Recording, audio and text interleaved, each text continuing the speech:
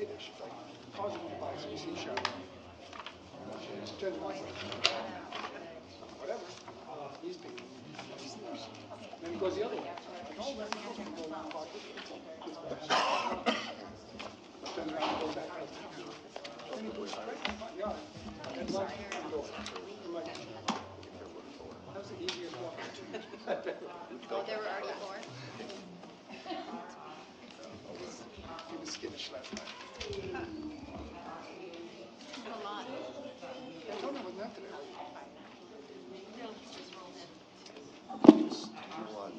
Must be nice to use it.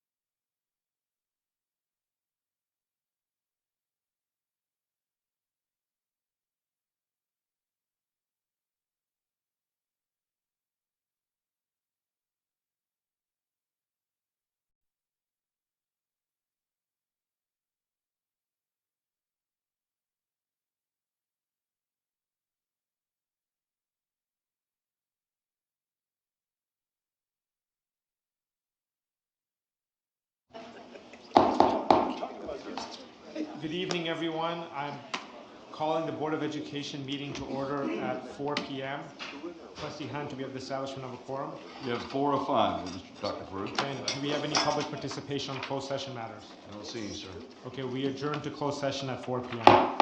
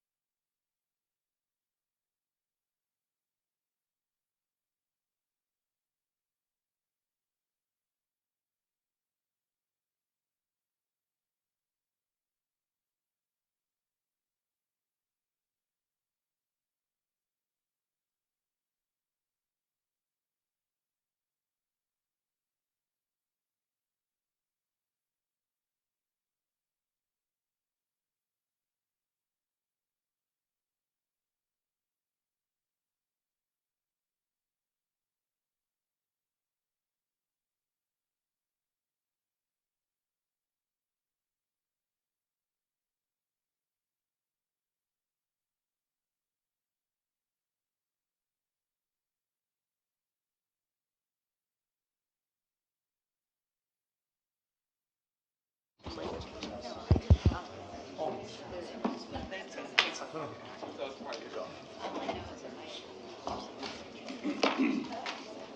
see the internet, so they can't see us.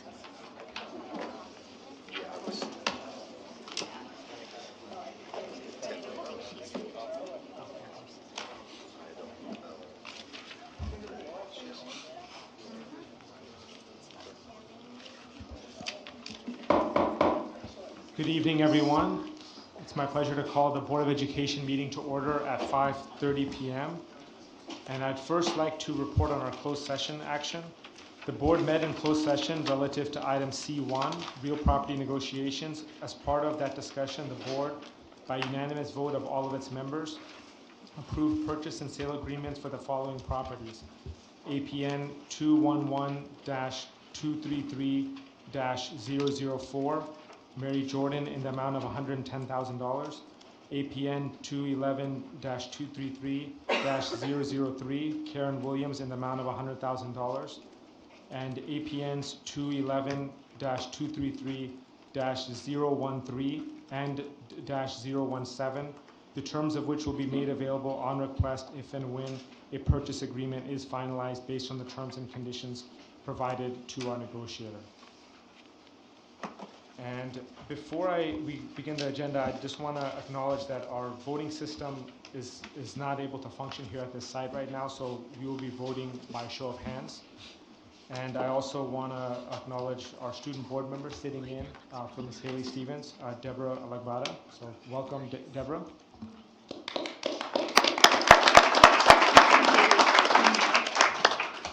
And we will now begin with the color guard presentation of the flag presented by the Marine Junior Reserves Officer Training Corps from Ramona High School. They'll present the colors under the instruction of Mr. Bill Southern. If you could please stand.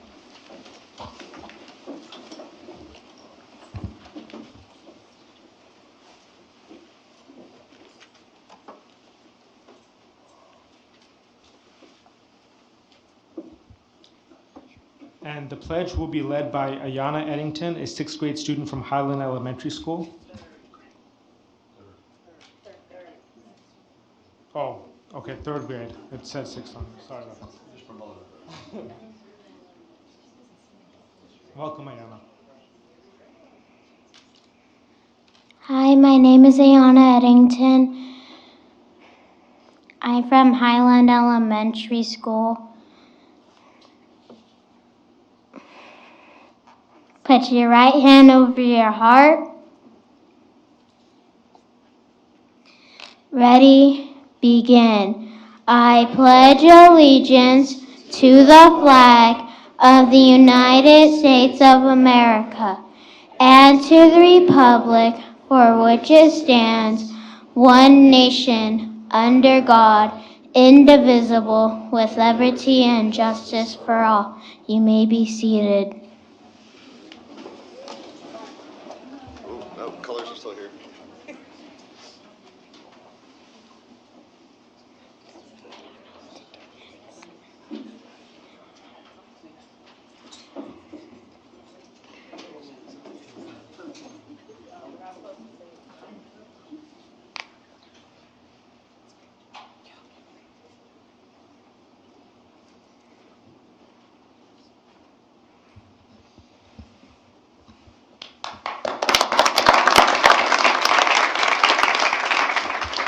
Thank you again to the Marine Junior Reserves Officer Training Corps from Ramona High School and Mr. Bill Southern. And thank you, Ayana Eddington, for leading us in the pledge.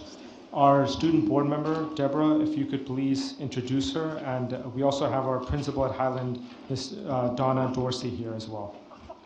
Ayana Eddington is in 3rd grade at Highland Elementary School. She moved from Coalinga this past summer to be closer to her extended family here in Riverside. Her hope for this school year is to be able to stay in Highland.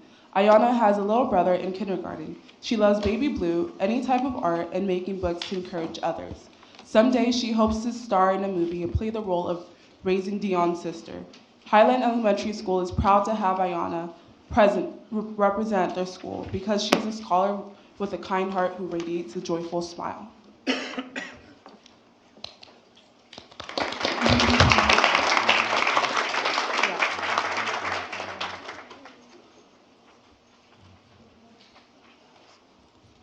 Ayana, do you have anyone that you brought with you today?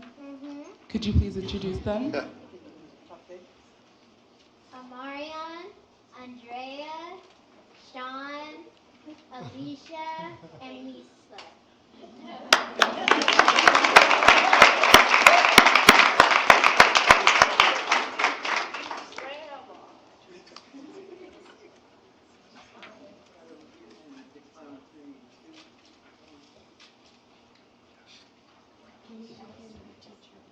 Yeah, of course.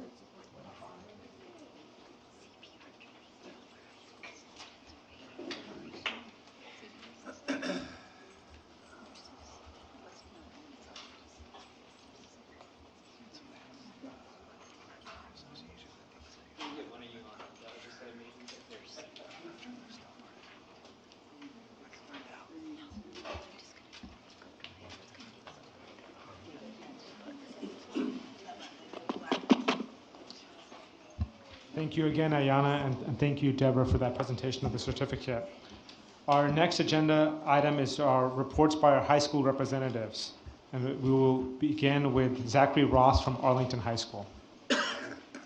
Welcome, Zachary. Thank you. Good evening, Dr. Hanson, Dr. Farouk, and members of the board. I am Zachary Ross, ASB President, School Site Council member, and captain of the varsity tennis team, student representative from Arlington High School, and I am incredibly honored and excited to share with all of you a few of the exciting things that have been happening at Arlington. Did I go too fast? No. The timer hasn't started yet. No, I'm good? All right, thank you. You're good. If only everyone could be as thoughtful. Thank you. Thank you. Okay, so from November 4th to November 8th, Arlington High School put on the Care About Diversity Week. Each day of the week recognizing compassion, acceptance, respect, equity, and diversity on the campus. The main point of this week was to make strides in improving the culture of our school while also inviting clubs to participate in the process. This allowed AHS students to see the variety of clubs on campus and encourage students to become members of them. For example, on Compassion Day, our AFJ ROTC handed out compassion cards to students across campus and posted uplifted messages all along the campus, displaying and encouraging students of our body to show their compassion to one another. Then, on Respect Day, members of the PALS Club worked with students at lunch to assemble a large puzzle outside the gym. And finally, on the last day, Friday, was our Pride Day, where members of Ballet Folklorico performed a dance inviting students to join them in their cultural dance at lunchtime. Next, we have office hours, which is still going very strong, mainly being used for extra academic support, but also being used for enrichment opportunities. In fact, once a month during the second semester of Arlington, we'll be using an office hour session to convene our Pride Council. Pride Council will be a student-led advisory council comprised of a representative from every fourth period classroom. They will discuss issues related to student achievement and the well-being on our campus and share these recommendations and input directly to Mr. Ibarra. This gives the students the opportunity to provide feedback and advocate for student-led change. Finally, Link Crew hosted an academic summit to directly help freshmen with failing grades. Each Link Crew leader was paired with a freshman to discuss their grades and tell them how they were failing in class. Then they worked with the freshmen to come up with a direct action plan to achieve a higher grade for the class. For example, an experience shared with me was a Link Crew leader sitting with a freshman that was failing majority of their classes. She was able to get the freshman to open up about his struggles in these classes due to their connection of playing basketball together at Arlington. Through this discussion, the freshman opened up about what he was struggling with, and the student and the Link Crew leader were able to come up with a plan to overcome these failing grades. Thank you for this opportunity. That's all I have to present on behalf of Arlington High School, and I'm excited to continue presenting for the board. Thank you. Thank you for that report, Zachary. Our next student representative is Hannah Thompson from Martin Luther King High School. Welcome, Hannah. Thank you. Good afternoon, President Farouk, Superintendent Dr. Hanson, and members of the board. I'm pleased to be reporting on behalf of King High School once again. At this time of year, King has a strong focus on the season of giving. Just this past Wednesday, we celebrated the holidays with our community with our annual Kingdom of Dreams event.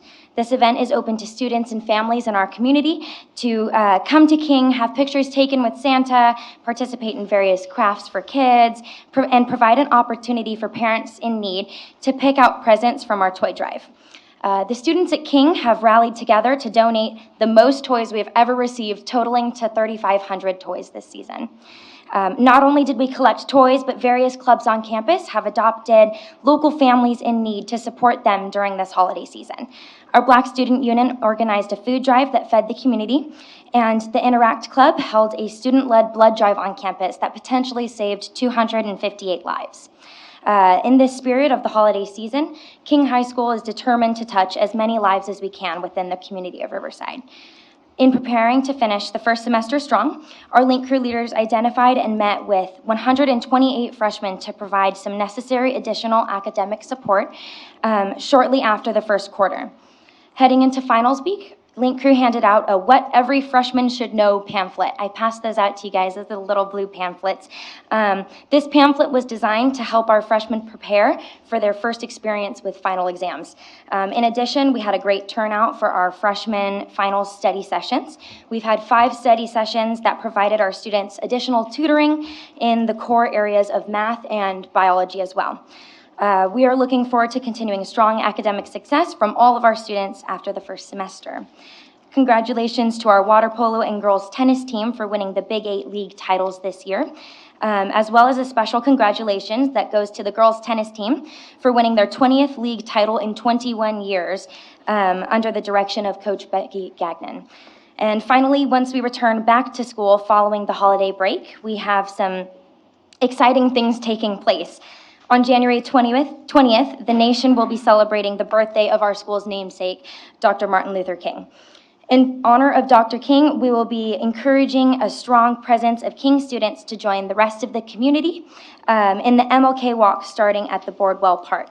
I have invitation flyers and a sign-up sheet if anyone is interested. Lastly, we have already sold 600 tickets to our Enchanted Forest-themed Midwinter Ball coming on January 25th, and I'm really looking forward to reporting back to you in February on the outcome of this event. Thank you. Thank you for that report, Hannah. Our final student representative report will be Aubrey Gordon from Riverside Virtual School. Welcome, Aubrey. Good afternoon, Dr. Farouk, Dr. Hanson, and esteemed members of the board. My name is Aubrey Gordon, and I'm excited to share with you what's been going on at our school lately. Here at EOC, we greatly stress safety.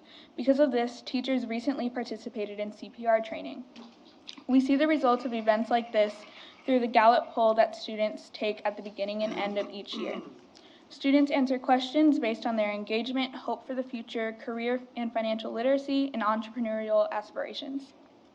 At EOC, our results were higher than the national and district average for many areas. These include questions such as, I feel safe at this school, my teachers make me feel that my homework is important, and the adults at my school care about me. As a senior at RVS, these are all areas that I have felt highly for the last 4 years at my school. On October 8th, we hosted a breakfast for our counselors that soon began the amazing race. Counselors learned more about the EOC campus in a scavenger hunt activity. This concluded with a Q&A panel with representatives from every program. December 9th, RVS held our 4th annual recruitment meeting. This was the first time we had student representatives speak on their personal experience at RVS. An 8th grade student and I were able to have a great conversation with different parents interested in the school and about how our program works. We find it very important to heavily involve students in our outreach and to be able to show current success stories and to have the opportunity to share from a student perspective. Every other month, we host heritage meetings. These are small events that bring students of color together. Here we are given information about upcoming events, including field trips, college workshops, and admission deadlines. Our last meeting included Thanksgiving potluck, and we were informed about RCC application workshops. On January 25th, EOC staff members will be participating in the Arlington Cluster Equity Symposium. Here they will be discussing the difference between equity and equality. At EOC, students are treated fairly and with respect. but the learning environment is personalized to fully develop successful students. This is able to be done through the different programs and learning opportunities at our school. The teachers at EOC are heavily involved in the development of our school and students, and it is amazing to be able to see our school evolve. Thank you for your time. Thank you, Aubrey. Thank you, Aubrey, for that report, and thank you to all the student representatives for providing us the pulse on everything that's happening there. And I want to wish all of you guys happy holidays, and I know you guys have homework and other things to do, so you're welcome to leave if you want. And then also that extends to our Ayana Eddington as well and her family. So thank you guys for being here. Mr. President, I would like to make a motion to make a slight change of agenda. I move that we put item R2 to be placed before the action items. Okay, motion by Trustee Alavi. Second. Second by Trustee Hunt. If you're in favor, please raise your hand. Okay, motion unanimously carries. Thank you, Trustee Alavi. Our next agenda item is our ceremonial signing and action between Cal Baptist University and Riverside Unified School District. Ms. Lynn Carmendale.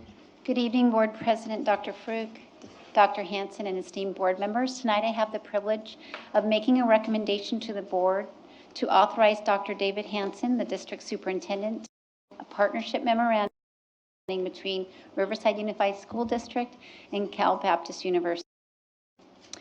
This is an opportunity with nearly 42,000 students being educated in our classrooms every day to have Riverside Unified School District guarantee that preparation and continue that preparation and eligibility for Cal Baptist University. We would ensure that our students meet the eligibility requirements of having a 2.5 A through G completion, and they will also be expected to apply to FAFSA, which is financial aid, and have filled out an application. Cal Baptist University has generously guaranteed that if they do so, their application fee will be waived through this agreement. They will receive a $10,000 scholarship per year, which, of course, as a math teacher, comes out to $40,000 in savings in their education. They do get the guaranteed admission if they meet the eligibility requirements. And what's kind of neat is they give support to parents and students in the application and financial aid, as well as a lot of family engagement opportunities that they're guaranteeing as well. So at this time, I'm going to introduce the dignitaries from Cal Baptist University, and starting with Taylor Neese, who is the Dean of Admissions. And I want to commend him as well as our own staff, Jorge Perez, because they are the ones who did the nuts and bolts of this agreement. So thank you again. Additionally, I'd like to introduce Kent Dacus, the Vice President of Enrollment and Student Services. And then Dr. Ronald Ellis, President of CBU, and he would like to come up and say a few words.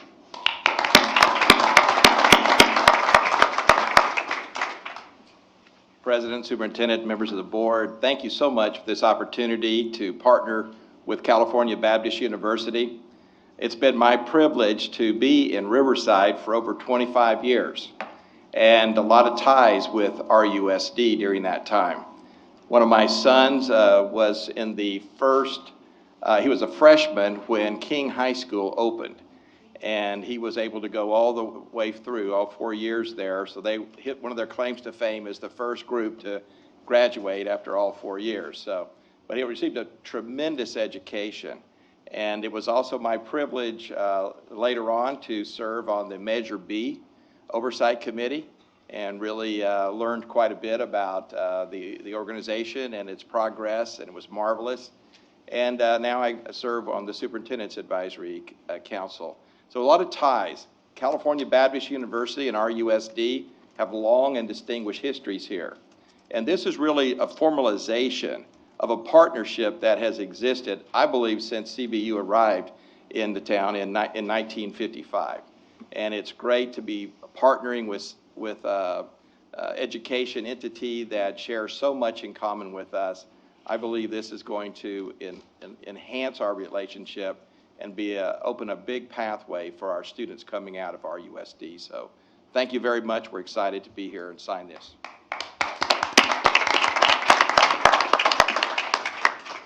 So if I could get the board to take action at this time, and then we'll move forward with the signing. Okay, motion by trustee Dawson, second by trustee Lee. Does anyone have anything that they want to say before we vote on it? Okay, all in favor, please use your hand. Okay, motion unanimously passes. Dr. Hanson, do you want to do the signing itself? Okay. I think we'll all stand behind maybe afterwards.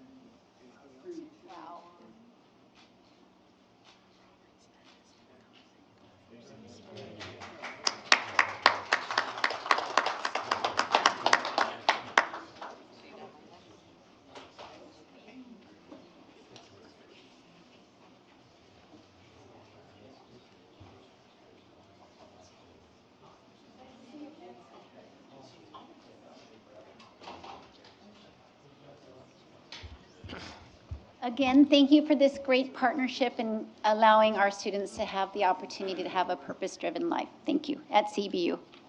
Thank you, Lynn Carmen Day. Thank you, everyone, for that presentation. We're going to take a brief 10-minute recess, and there's refreshments also outside. Thank you so much.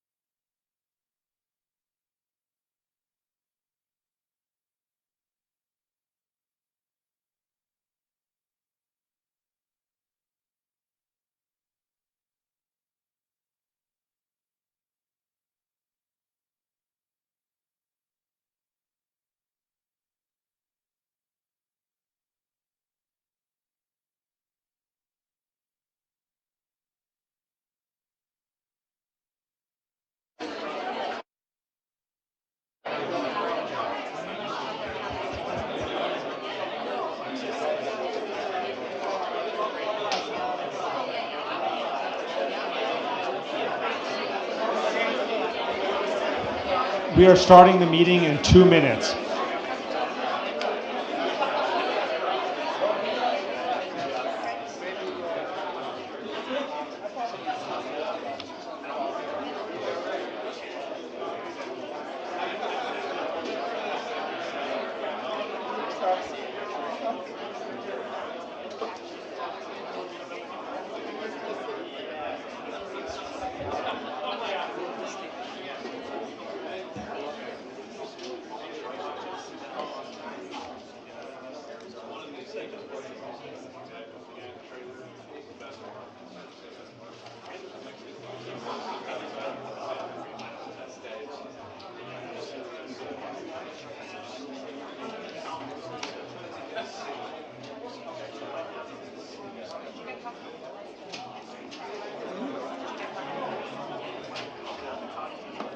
They don't have any green. I can't use that. I call that white death. All right. You can do it just yeah, I had a couple black. I had some black. But I can't get you know. Are you ready to start? Put a hole in it.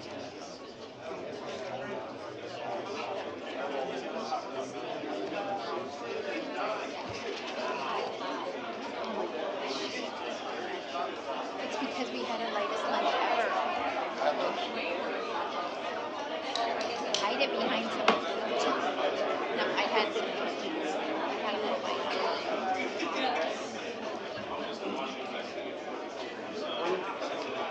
Are you done? I'm good. Too many people. So do we have like 7? 7 people. That's my guess. Send this to Sarah Simpson. We had to send this to Sarah Simpson. I bypassed our city works people who were going to coordinate with the people. I had to take it to the audience. Well, we're saying up $400,000.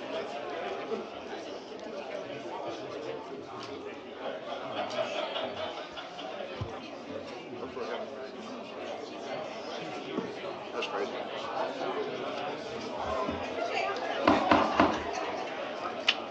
All right, good evening, everyone. We are reconvening the public session back at 6:07 p.m. Our next agenda section is organization of the board. Dr. David Hansen. Thank you, Dr. Farouk, and good evening, everyone. At this time, I will preside in conducting the elections for the office of president. This is our reorganization annual meeting. Would any board members like to make a nomination for president at this time? Mr. Hunt?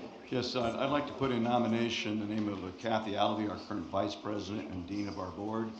And I've served at least 3 times with Kathy as president, and she's wonderful in that leadership role. I nominate Kathy Alvey. Is there a second? Mr. Lee, we have a nomination and a second. Kathy Alvey is president. Are there any other nominations? With that, take a vote at this time by raise a hand. Okay, very good. Congratulations. At this time, our newly elected board president will preside in conducting elections of vice president and clerk. Thank you very much. Thank you. At this time, I will preside in conducting the election for the office of vice president. Would any board members like to make a nomination at this time? I would nominate Mr. Hunt has been nominated. Do I hear a second? Second. Dr. Farouk, a second. Any further nominations? If so, I'll close the nominations, and hearing no further, we'll now take a vote. All those in favor of Mr. Hunt for vice president? That's unanimous. And congratulations, Mr.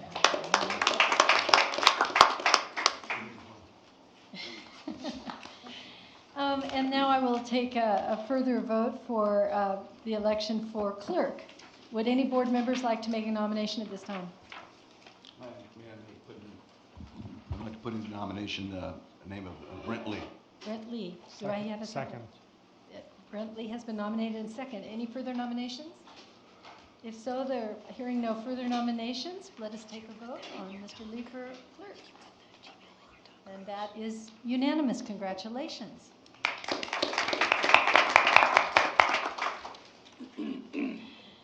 Okay, at this time, I have the very nice duty of taking a moment to thank Dr. Farouk for a wonderful year as president of our board. You know, it's not easy being president of the board. You have a lot more duties to fulfill. You have a lot more events to go to and a lot more responsibility that falls on his head, and he has done a wonderful job of that. And we're very proud of the job he's done, the professional way he's handled the board this year. And so on behalf of the board, we would like to make a presentation.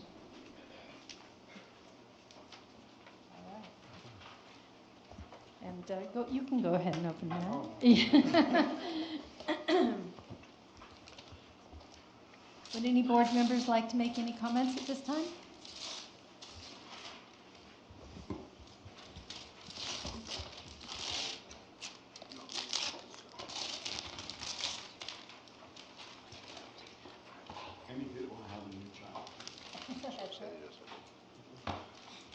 It is a scrapbook of his year with pictures of all of his years as president. So, congratulations.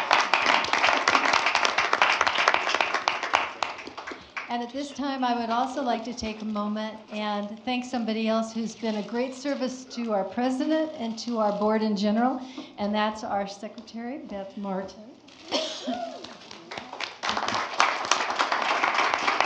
On behalf of the board, we would like to acknowledge all the work that she does, keeping us organized and on top of things. So thank you, Beth. We appreciate that very much. And we are going to take now a 2-minute break, just 2-minute recess, as we switch and swap chairs and plaques and names and seats. So just 2 minutes, please. I stay here.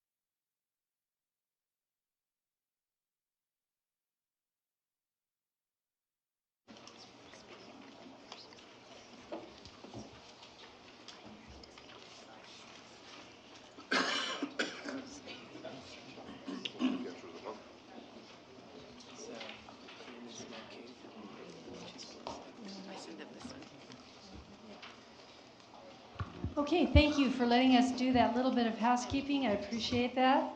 That's what happens on this December reorganization meeting. And we are going to now tackle item 5, which is the proposed 2020 board meeting calendar as presented. Dr. Hanson? Yes, as you mentioned, this is the calendar of meetings for 2020. Just to bring a couple of things to the board's recognition is on March the 10th. Because of spring break that month, our meeting's going to be on the second Tuesday due to spring break. We usually have meetings on the 1st and 3rd. And then if you look on the next page towards the end, our Tuesday, November 10th meeting is also the second Tuesday because the first Tuesday is election day for 2020, and we want to avoid that, and so we're going to meet a week later. And then again, a year from now, December the 15th, will be our annual organization meeting, and I respectfully request the board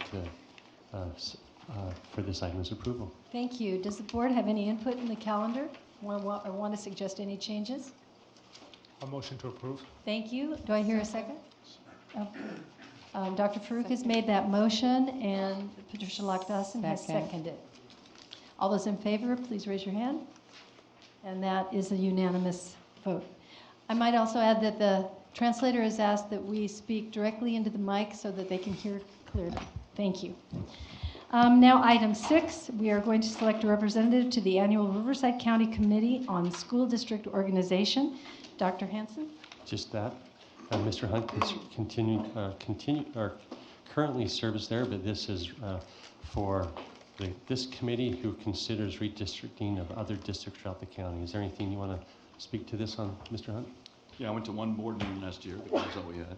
But it's if it's any of us, whether it's not me, but it's important that the districts now, because all districts are going through reorganization, that RUSD be at the table. The other districts are doing it, so I'll do it again if you want, but I encourage us to have someone there. Excellent, thank you.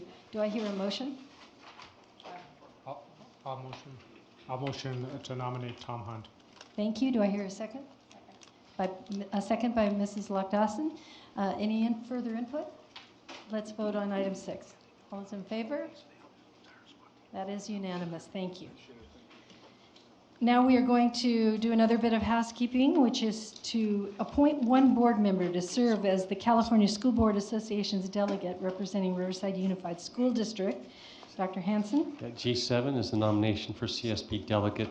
Patricia Lockdawson's 2-year term is expiring on March the 31st, 2020, and Tom Hunt is the other CSB delegate, and his term doesn't end until 21. And so this one would be nominations to replace the position that Patricia Lockdawson will vacate on March the 31st, 2020. Thank you. Mr. Hunt? Yes, I first want to thank Mrs. Lockdawson for her service up there and working with the other districts, and I enjoyed that. And I'd like to put in nomination, if you're ready to accept it, Dr. Angelo Farouk to be the next CSBA representative for our district. Thank you. Do I hear a second? I'll second. And Mrs. Lockdawson seconds. And you accept Dr. Farouk? Yes. Thank you. Let's take a vote on that. All those in favor, please raise your hand. That is unanimous. Thank you very much. And Dr. Farouk, you'll do a great job at that. So thank you. Now we are going to tackle item 8, to approve the certification of signatures, verifying signatures of those persons who are authorized to sign orders drawn on the funds of the district and new employee authorization transmittals. Mrs. Kish, did you want to address this? Good evening, Madam President, Dr. Hanson, members of the board. This is a routine item that comes to you in a reorganizational meeting that updates the certification of signatures to authorize people to execute contracts and offer contracts of employment to our employees. So this is the list before you. It has not changed. Some of the names are updated in the positions that were there, but the positions have not changed. Thank you. Any input from the board on this? Mr. Hunt? If none, Madam President, I would motion to approve item 8 as presented in our agenda and authorize these employees listed to be authorized signers for the salaries. Thank you. Do I have a second? Second. Mr. Lee seconds. All those in favor, please say, raise your hand. Thank you. That is unanimous. Those will go forward.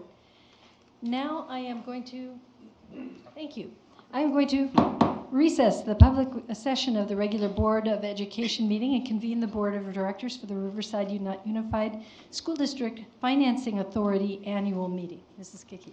Good evening again.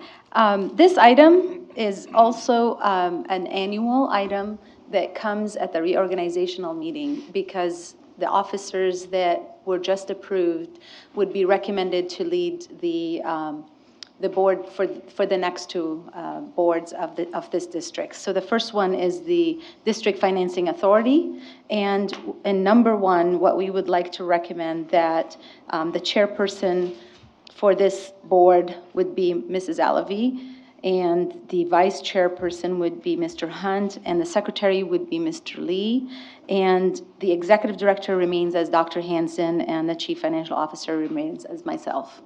Thank you. Motion for approval by Mrs. Lock-Dawson. Do I hear a second? I'll second. Mr. Hunt seconds. All those in approval, please raise your hand. Thank you. That is fine. That'll be done. The next item is, because this is annual, you have not approved the minutes from last year, so these are the minutes from last year. And there was no business conducted during the year. Correct. Do I hear a motion to approve? Well, since there are no... But the minutes also were taken from last year, so they do need to be approved. Motion to approve the minutes. Motion by Mrs. Lock-Dawson. Do I have a second? Second. Seconded by Dr. Farouk. All those in favor, please raise your hand. Passed unanimously. I now adjourn the Board of Directors of the Riverside Unified School District Financing Authority and convene the Board of Directors of the Riverside Unified School District Facilities Corporation annual meeting. And now we will go to item 1. And in this one, Madam President, we recommend that the chairperson also be Mrs. Alavi, the vice chair, Mr. Hunt, the secretary, Mr. Lee, and the treasurer, chief financial officer, myself. Thank you. Do I hear a motion? So moved. Mr. Hunt moves. Do I have a second? Second. Dr. Farouk seconds. All those in favor, please raise your hand. Unanimously. Thank you very much. And item number 2 is also the minutes from last year. If I can have a motion. Motion and to approve. Dr. Farouk motions. Mr. Hunt seconds. All those in favor, please raise your hand. Unanimously approved. I'm going to adjourn the Board of Directors of the Riverside Unified School District Facilities Corporation annual meeting and reconvene the public session of the RUSD Board of Education meeting. And I will ask for the district superintendent's report. Thank you, Madam President Alavi.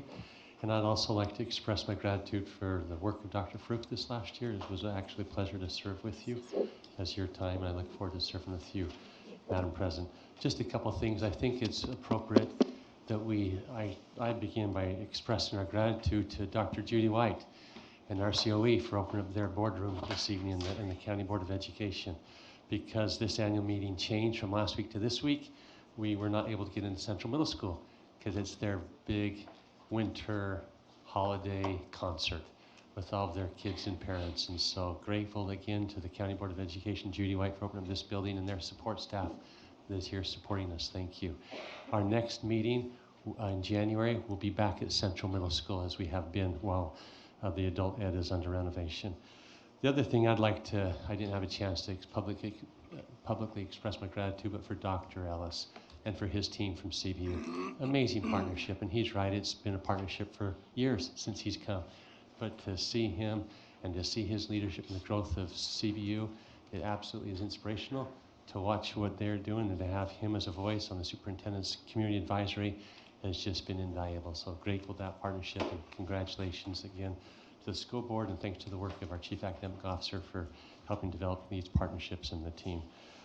Tonight I'm really excited because I see that it was moved up on the agenda, item R2, but Dr. Sosa is going to share the success of RUSD from the state dashboard. And you're going to see where in the majority of the indicators we have seen some significant growth and improvement. And again, grateful that's going to be a focus here in short time. Grateful for staff for working so hard and putting the systems in place, and to see the success that we're having. And so thank you, Dr. Sosa, for your presentation that you're going to give shortly. The other thing that I'm sure you've heard about, very grateful for the Los Angeles Clippers and our very own two-time NBA champion and two-time MVP of the finals, Mr. Kawhi Leonard, who generously donated backpacks to every student, all 42,000 students across our school district this week. Matter of fact, those backpacks are going home this week. They've been delivered, and they're going to continue to be delivered. It's a lot to get thousands of backpacks out, as they just showed up last week. And I know we had a chance to share that with you in the mail out, but kudos to the success of Kawhi Leonard, certainly remembering his alma mater as he graduated from King High School. And it just isn't RUSD. He's done the same thing from Moreno Valley, where he also attended grades K through 8. And so very proud of him, and grateful to the Clippers and Kawhi for being so generous this time of year. I'd like to ask our Chief Academic Officer, Ms. Carmody, to give a brief update. I wanted the board to know about a really neat event that North High School is putting on. Their Black Student Union and Heritage Program are taking students on a historically Black college HBCU tour, some February 9th through 13th. Headed by the BSU advisor and North High School teacher Tamara Frazier, the trip will provide about 20 students the experience of school culture with tours led by North High School graduates.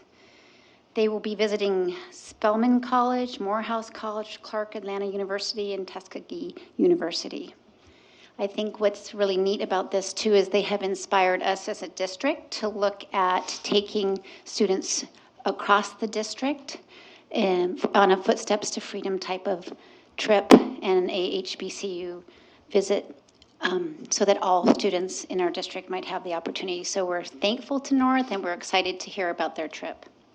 Additionally, through our professional growth systems, we're holding our mid-year review panel, and there's about 23 professional growth teachers participating. They're year 1, year 2 induction teachers or interns. We have, that's at about 14% of the 174 year 1 and year 2 candidates. And the reason I want to point it out to you is because of the success that it is such a small percentage that we're monitoring at a deeper level. And it's because of the program that is offered. They're getting mentoring and coaching on a weekly basis. Teachers are modeling for them, and that coaching has made a difference. Thank you. Thank you, Ms. Carmenday, and that concludes my report. Thank you very much. Appreciate it. We're now going to go to public input. I have a number of cards of people to speak. I request that you keep your comments to 3 minutes. And we will begin with John Robertson and then Lauren Dean.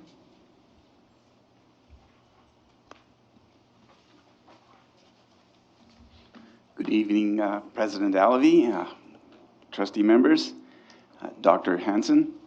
I'm here tonight for 2 reasons. I want to express my appreciation of community support for the upcoming first robotics competition, which kicks off January 4th. And I would like to extend an invitation to all RUSD high schools students who may be interested in getting involved.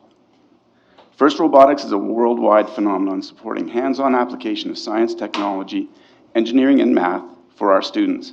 Our teams compete in an international high school robotics competition that gives students real-world engineering experience. RUSD currently has 3 official robotics teams: the Rusty Huskies, based at North, mentored by Adam Quall; my own Lincoln Panthers at Lincoln High School; and new this year are the STEM Droids, mentored by volunteer and former Poly science teacher John Gifford. The STEM Droids team already combines students from Poly and the STEM Academy, and John Gifford wants to make it clear that students from Ramona, Arlington, and King, indeed all RUSD high schools, are invited to take part in the STEM Droids team. I can vouch for what a great opportunity it can be for students to work with Mr. Gifford, who helped Lincoln Panthers team get up and running last year, and we had a great experience. One of the key values of FIRST Robotics is collaborative competition. FIRST calls it co-opetition, and which makes it an ideal platform for forging collaboration among all of our schools. Mr. Gifford and I are both personally grateful to the Rusty Huskies, who hosted students from the Lincoln and STEM Droids team at a 3-day training session a week ago. This opportunity for collaboration apparently caught the attention of the folks at the Riverside STEM Academy Foundation. They approached Mr. Call, Mr. Gifford, and myself about a new FIRST Robotics STEM collaboration initiative that they launched last month. Their invitation to participate includes both financial and logistical support for all of our teams. They have offered direct donations for equipment and consumable supplies that the students need to build robots, support teacher planning time, and student brainstorming and design.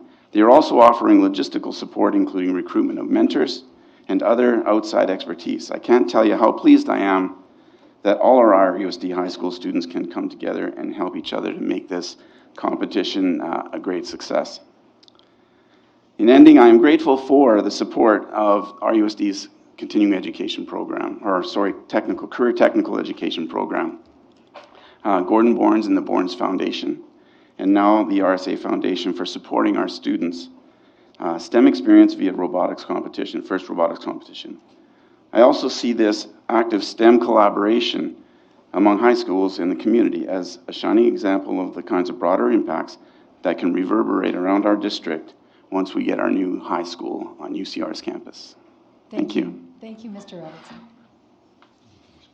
Lauren Dean, followed by Linton Dean.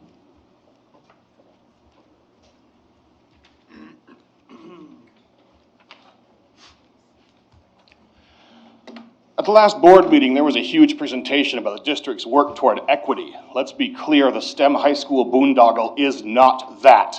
It mortgages the educational futures of 40,000 students to elevate a privileged few hundred and wastes $100 million doing it.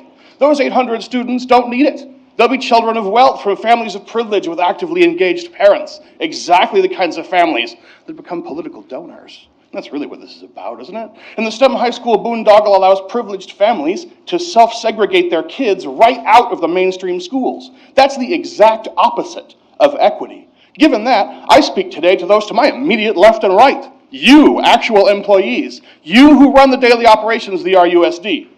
You who spend many hours developing reports and action plans regarding equity. I call on you to stand up for what you claim to believe. The political creatures sitting across from you don't care about the kids, not one little bit, and they will ride craven political boondoggles like the STEM high school all the way home. It's in their nature. They're politicians. But you are the ones who will be left holding the bag long after these people are gone. You'll be the ones who will have to face open mutinies from your high school math and science departments. You'll be the ones taking the angry phone calls. You'll be the ones enduring endless union complaints. You might think everything's okay and you have a good relationship with the teachers you purport to manage, but wait until they realize how completely you've sold them out. You are dangerously complicit in the STEM high school boondoggle, and your teachers will hate you for it. This can get bad, and you'll be the ones at the center of it. You have an opportunity here. This is your chance to be the heroes that your teachers need you to be. You to my immediate left and right could strangle the STEM high school boondoggle right now. You could end this thing. The motto of the RUSD used to be every student, every day. Somewhere along the line, though, every student seems to have stopped mattering. Now the motto is be extraordinary. I implore you, do both. You be extraordinary in fighting for the interests of every student, every day. The $100 million that's being flushed down the STEM high school boondoggle could instead build 5 $20 million state-of-the-art science buildings, one on each high school campus in the district. Do that with the money. I implore you, stop being complicit in the STEM high school boondoggle. I implore you, stand up. I implore you, let equity truly guide you. Stand up to this board and call them out for what they're proposing here. You can be silent stooges for a privileged few hundred, or you can use your voices to be heroes for over 40,000. The kids need you to be strong. The kids need you to defend the interests of all of them, not a privileged few. Every student, every day. I implore you, don't let them down. Linton Dean, and then Lillian McCandless.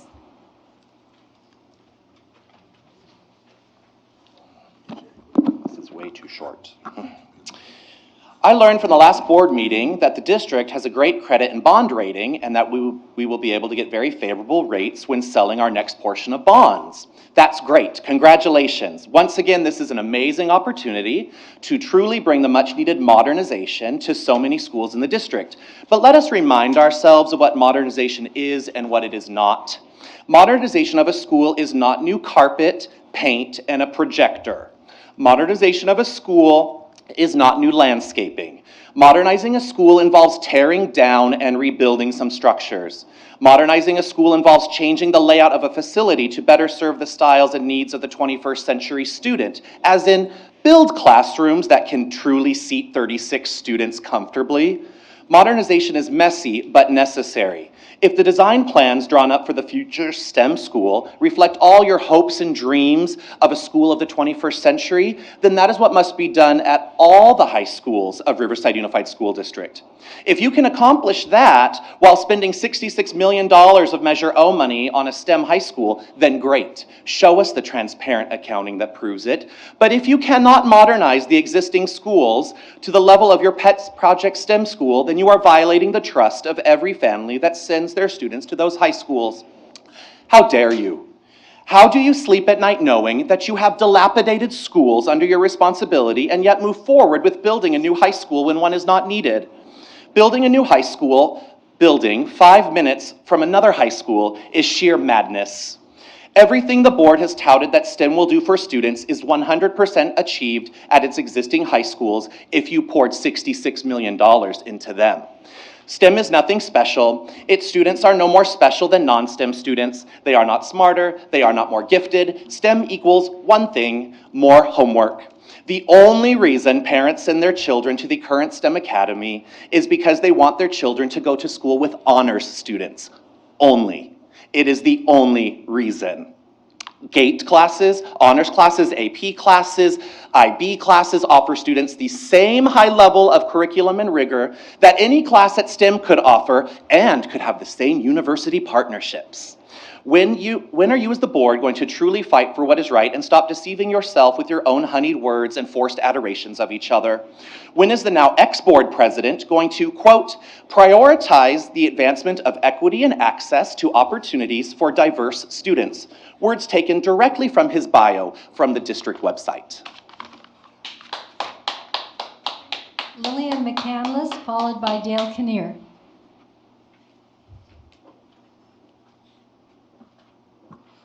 Greetings.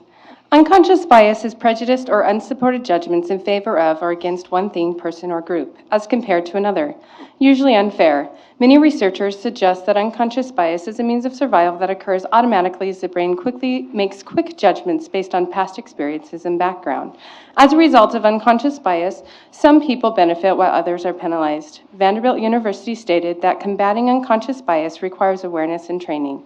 I have bias towards Riverside Unified School District, John W. North High School, where I work as a teacher and coach men's and women's volleyball. I have bias towards Castleview Elementary STEM Middle School, where my boys attend school. These are a few of the biases in my life, and I have taken time to recognize them and appreciate how they might affect my decisions consciously or unconsciously.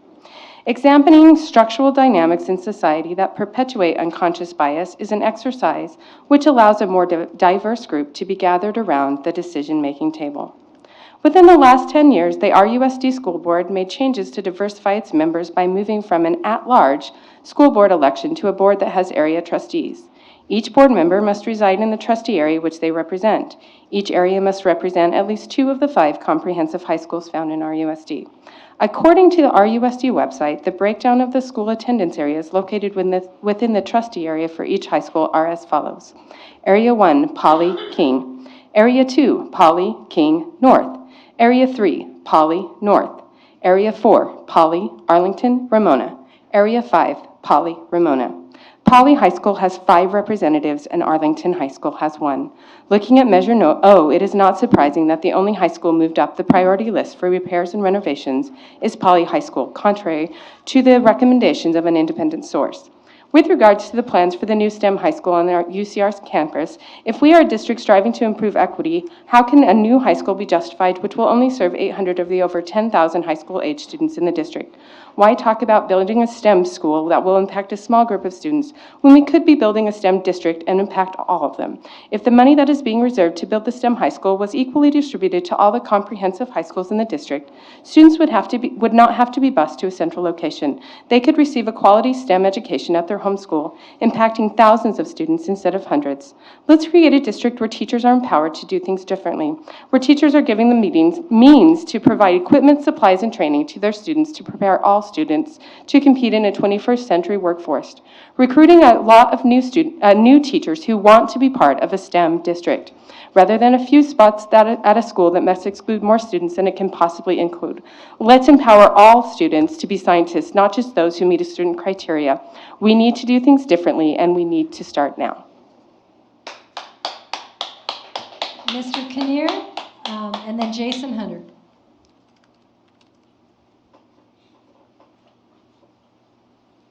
Thank you, Mrs. Alley, members of the board, Dr. Hanson. As you are well aware, the California Public Records Act requires district records be made accessible to the public upon request. In some ways, there are similarities in purpose when you compare this right to information to the work of the Independent Citizens Oversight Committee required by the passage of Bond Measure O. They are both important to safeguard the accountability of government to the public. The California Public Records Act requires government records be made accessible to the public upon request. When an agency receives a request to inspect a record, they must promptly make the information available. On October 8th, I requested a copy of all RUSD purchase orders and warrants for the past 24 months for Stater Brothers. Even with my follow-up requests on 10/31, 11/18, 12/4, and 12/11, I'm still waiting for this and other information. I ask board members, how much longer should I wait before you might consider the district response and reply, or the district's reply that we should be prompt? Second topic. I admit that I've been out of the loop, having retired over 8 years ago. Although back then we were very concerned about our college-going rates and the preparation of these students for success in their university studies, we were also focused on the needs of students entering the workforce immediately after high school. While we increased the academic expectations for these non-college bound students, we also eliminated many vocational education classes and training. We knew we needed to raise the academic bar, but the loss of vocational education courses promoted a lack of motivation and purpose for those who are not going to the university.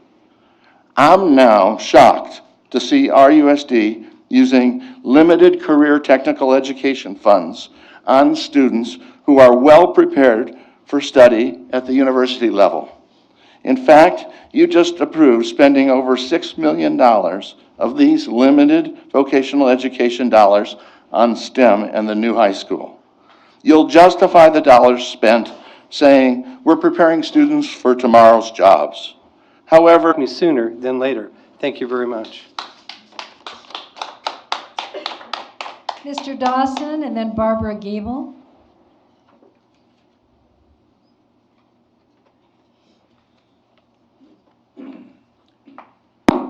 Good evening. My name is Kevin Dawson. I'm from Ward 2. I want to speak about Measure O. I think your supplemental project list violates Prop 39. Those new schools were not on the certified project list that was put before voters of Measure O as required by Prop 39.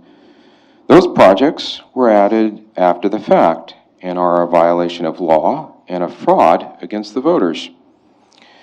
Recently, district staff attended the University Neighborhood meeting, and I talked about that issue with your chief business officer. And I explained it in detail what my position was, and she replied that it's just a difference of opinion. The way I interpret her reply is, if you think we're doing something wrong, sue us. The problem with that position is you should never invite a suit like that, because at some point people will find a law firm and they will sue you. And I don't think that the district should be wasting money on lawsuits. I think that you should revisit this issue and take the supplemental list off the table. Thank you. Barbara Gable.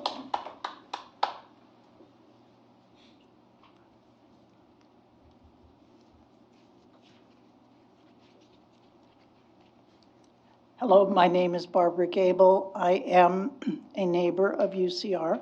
I'm not here to complain about traffic like all the other meetings have done.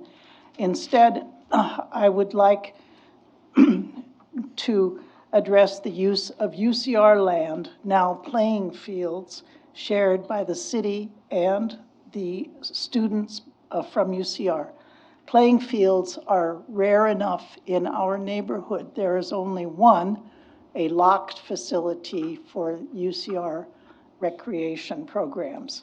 Now this lot is targeted for a STEM school, just as the former field was targeted a few months ago.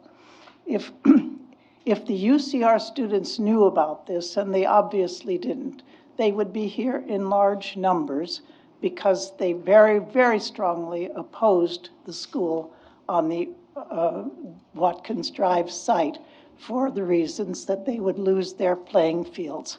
I would like to speak for them. They should not have to lose their playing fields. And I would like to speak for city leagues that use this field. Where else are they going to go? It's just not that easy. As far as Measure O money, I'm not that well informed as many other people are here. But my children did go to North High School about 40 years ago. The same portables that served them then are still in place, and now the plumbing is falling apart, I hear. So it's time to upgrade North High School. Yes, I know it's on the list in some years, but they need the STEM facilities. STEM facilities should be spread throughout the city, not concentrated in a small neighborhood at the very edge of the city. Thank you. Thank you, everyone. We will now move on to district group reports, and I am sorry to say that Mr. Dan Rudd is not able to be here tonight for personal reasons. Is there another CSEA representative? Okay, well, we will wait then for January to hear a report. And now I will ask for Mrs. Mary Beth Loyal to come up, President of the Riverside Council Parent Teacher Association.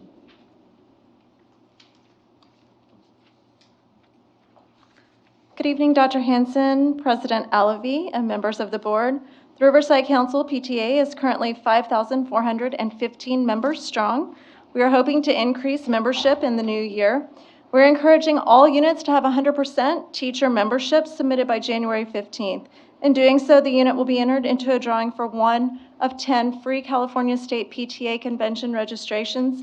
It is also impactful for teachers to join the unit PTA to show support for the volunteers who work to provide enriching experiences for students. December 3rd, Riverside Council PTA forwarded to 23rd District PTA 24 Student Award of Excellence art entries. The 16 RUSD schools participated in the Reflections program, with close to 500 total entries in categories of visual art, film production, music composition, dance choreography, literature, and photography. The Riverside Council PTA Reflections Awards ceremony will be held Tuesday, February 25th, here, or not here, at Central Middle School. We've moved. The doors will open at 6 p.m. The National Congress of Parents and Teachers, later to be known as the National Parent-Teacher Association, was founded February 17th, 1897. Our PTA Founders Day celebration will be held at Magnolia Elementary School on February 19th from 9 a.m. to 11. We hope you can join us for both events in February. The Riverside Council PTA is most appreciative of the district's support to send students to the California State PTA Legislative Conference. 11 students from 6 of our high schools were awarded scholarships to attend the conference held January 12th through 14th in Sacramento. This year is the largest yet for students representing RUSD, with 13 students currently registered and 1 on the wait list. In closing, I have a proposal for your consideration. The PTA believes strongly in the importance of family engagement and creating welcoming opportunities to share ideas.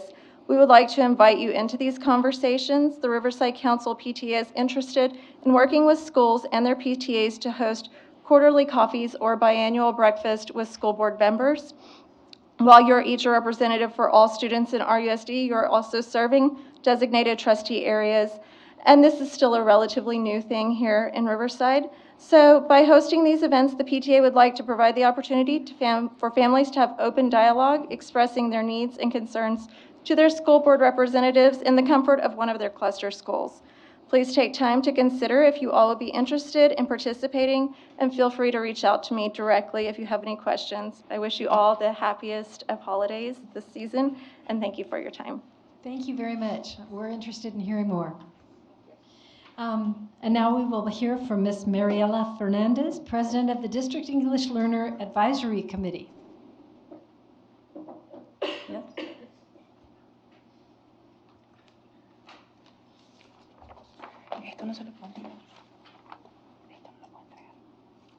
Can she give this to you? Sure. Okay. Yes, absolutely. Okay.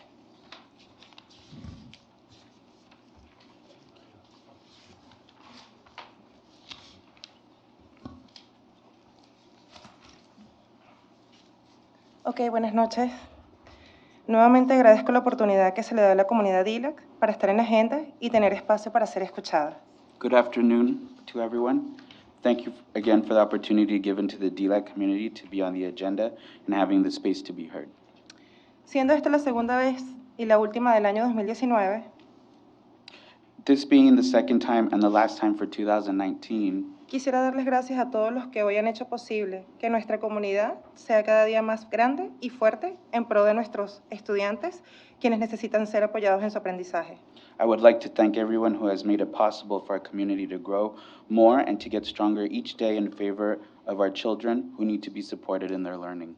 Por eso hay personas que hoy no están, pero siempre les estaré agradecida, And there are people who aren't here anymore, but I will always be grateful to them. como lo son el señor Ortega, quien apoyó tanto a la comunidad, Like Mr. Ortega, who supported the community so much. la doctora Keisha Hong, a quien le agradezco su liderazgo, es una mujer muy fuerte y digna de admiración, Dr. Holmes, to whom I thank her for her leadership.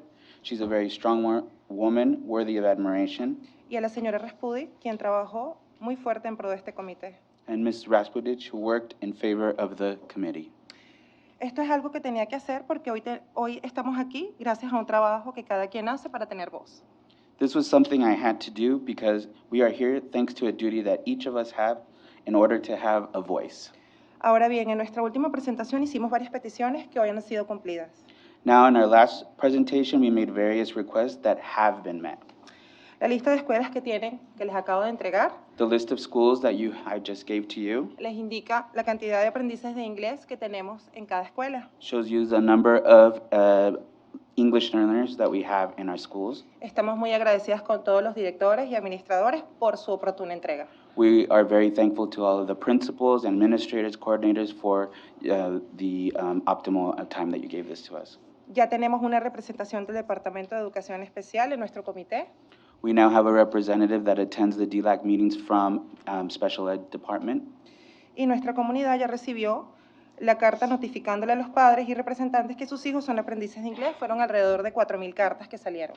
Our community has also received a letter notifying the parents and representatives that their student is an English learner. It was about 4,000 letters that were sent out. Y por último, continuamos participando como comité en los diferentes comités, valga la redundancia, que nos invita el distrito. We continue to participate as a community in a committee with the different other committees that the district invites us to. Ahora bien, es mucho el trabajo que tenemos que hacer, Now, we have much more work ahead of us, pero estamos trabajando constantemente de la mano con el distrito but we are working consistently with the district para continuar mejorando y fortaleciendo el mismo, to keep improving and empowering the committee. que es tan importante ya que involucra a más de 6,000 estudiantes que necesitan de nuestro apoyo en su formación académica para ser reclasificados. And that is so important because it involves more than 6,000 students that need our support in their academics so that they can be reclassified. Por eso, en vísperas de que se acercan las fechas para prepararse las pruebas estatales, necesitamos solicitar That's why in preparation of the state exams, we need to request más apoyo para los administradores, quienes son los responsables de los aprendices de inglés. more support for administrators whom are responsible for the English learners. Porque cuando hemos ido a diferentes escuelas, escucho cómo los maestros, And because we've been to so many schools, I hear how the teachers, en su mayoría, tienen hasta más de 300 estudiantes a su cargo. the majority have about 300 or more students that they're in charge Y of. no obstante, tienen muchas otras materias que dar. And apart from that, they have other subjects that they have to provide. Creo que es hora de apoyarlos con más recursos I think it's time to support them with more resources. y se me ocurre que deberíamos de preguntarles cuáles son sus necesidades. And it just occurs to me that we should ask them what are their needs. Esto en ocasión de poder preparar oportunamente a los estudiantes And this is to prepare the students more para que se puedan enfrentar a estas pruebas so they can take these tests que son tan importantes para su desarrollo. that are so important for their development. Creo que el distrito tiene mucho por hacer, I think the district has a lot to do, pero estamos contentos but we are happy de ver cómo estamos siendo escuchados. to see that we are being heard. Para cerrar, quiero informarle que nuestro distrito In closing, I'd like to inform you that our district tendrá representación el año que viene en CABE, will be represented next year at CABE ya que postulé un tema because I submitted a topic y to fuimos present seleccionados. and it was selected. Queremos hacer de esta comunidad un ejemplo a seguir We want this to be a model community, y sabemos que es mucho lo que queda por hacer. and we know that we have much more to Pero lo do. bueno es que estamos trabajando de la mano But the good thing is that we are working hand in hand con un solo objetivo, with one objective, hacer de la educación de nuestros hijos that our children's education algo extraordinario. be something extraordinary. No puedo finalizar I cannot finish without sin agradecer al equipo thanking the team que nos soporta, that supports us, como lo son el Dr. Hanson, like Dr. el Hanson, Dr. Lewis, Dr. Lewis, la doctora Ramona G, Dr. Ramoni Yee, la señora Esther García Ms. Esther Garcia, y la señora Norma Barles. and Ms. Norma Barley. Quiero dar un agradecimiento especial al equipo de intérpretes. I'd like to thank the team of Es un interpreters. compromiso para mí aprender inglés. It's a commitment for me to learn English Para superar las barreras, so that I can break down those pero barriers. eso mientras pasa, But in the meantime, tú tienes mucho trabajo. you have a lot of work. Gracias. Thank you. Por último y no menos importante, And finally, last but not least, gracias al Dr. Farouk thank you, Dr. Farouk, por su participación en nuestro comité. for your participation in our committee.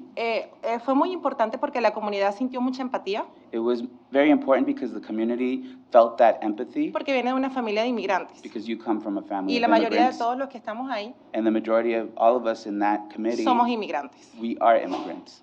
Y quiero darle la bienvenida And I want to a la welcome nueva presidenta. to the new president. Le conversaba al Dr. Hanson I was talking to Dr. Hanson que me encantaría que that I fuera would love for you y nos to dijera come cuál es su compromiso and for you to tell us what's your cuál es su commitment, visión what is your vision, y el apoyo que tiene. and the hacia support that nosotros. you have towards us. Y para terminar, And to finish, quiero agradecerle al señor Antonio García thank you, Mr. por haber Antonio participado Garcia, en nuestro último comité for participating in the que last se va. committee meeting. I know you're leaving, y le deseo todo lo mejor. and I wish you all the La best. comunidad siempre valoró mucho su presencia. The community always valued your presence. Muchísimas gracias. Thank you very much.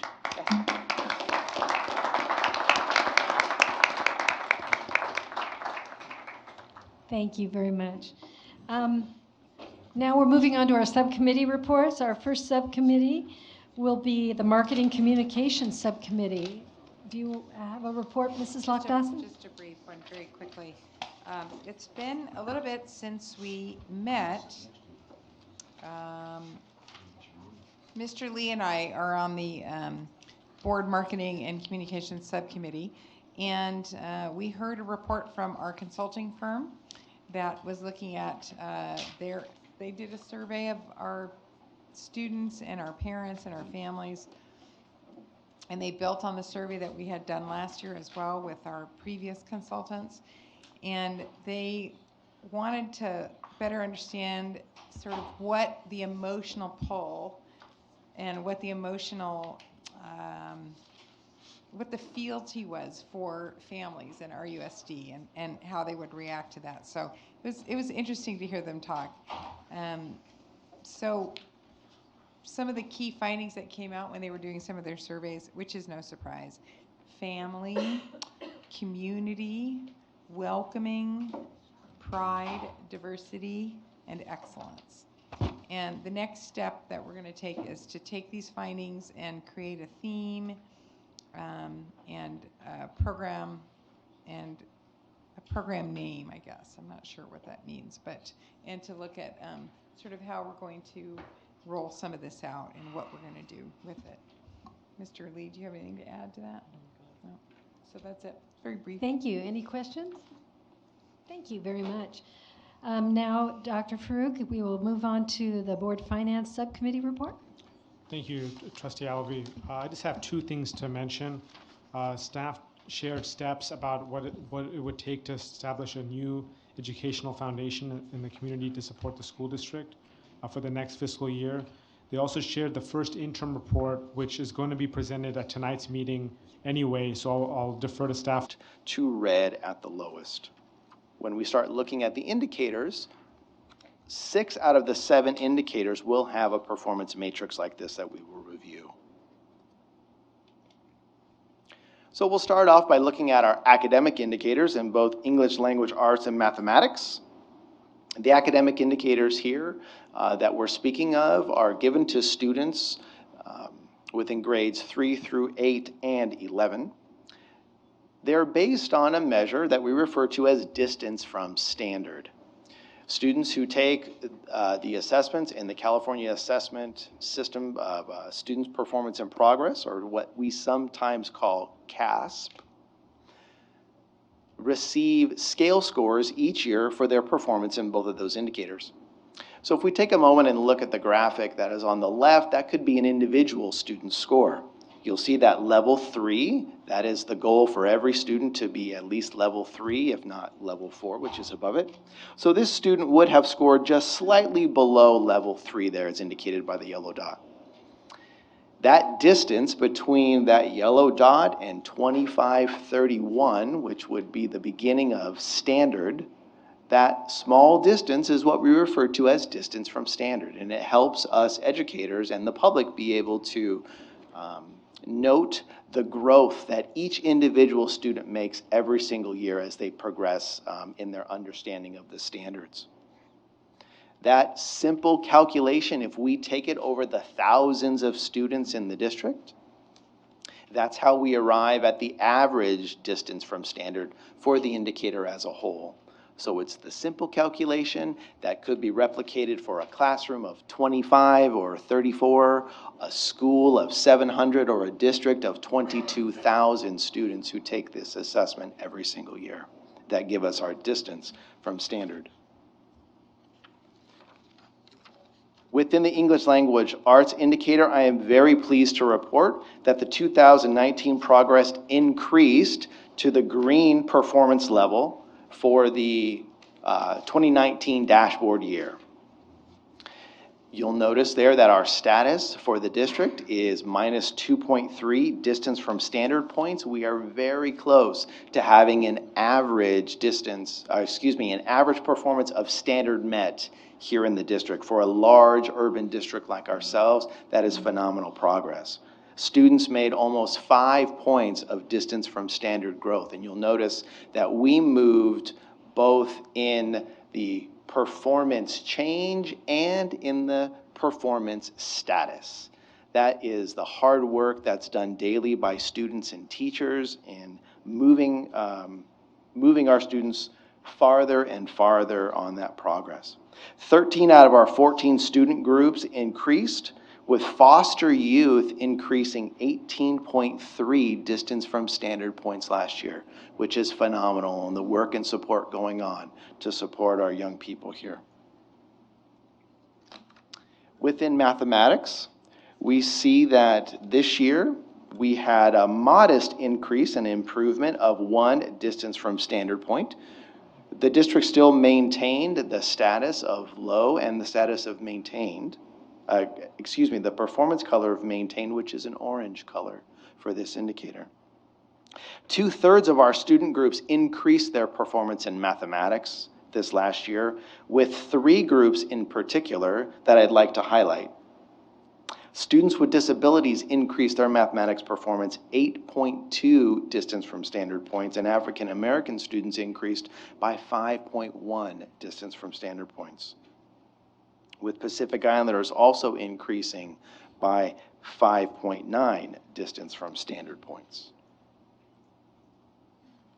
Now we get into what sometimes we refer to as one of the most complicated indicators that the state has, and that is our career and college and career indicator. This indicator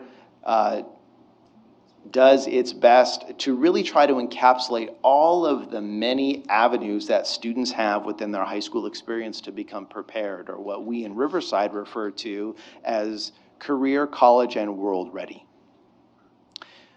The graphic that you see on the screen is our kind of best way to conceptualize all of the pathways that students can have that we measure here in the district.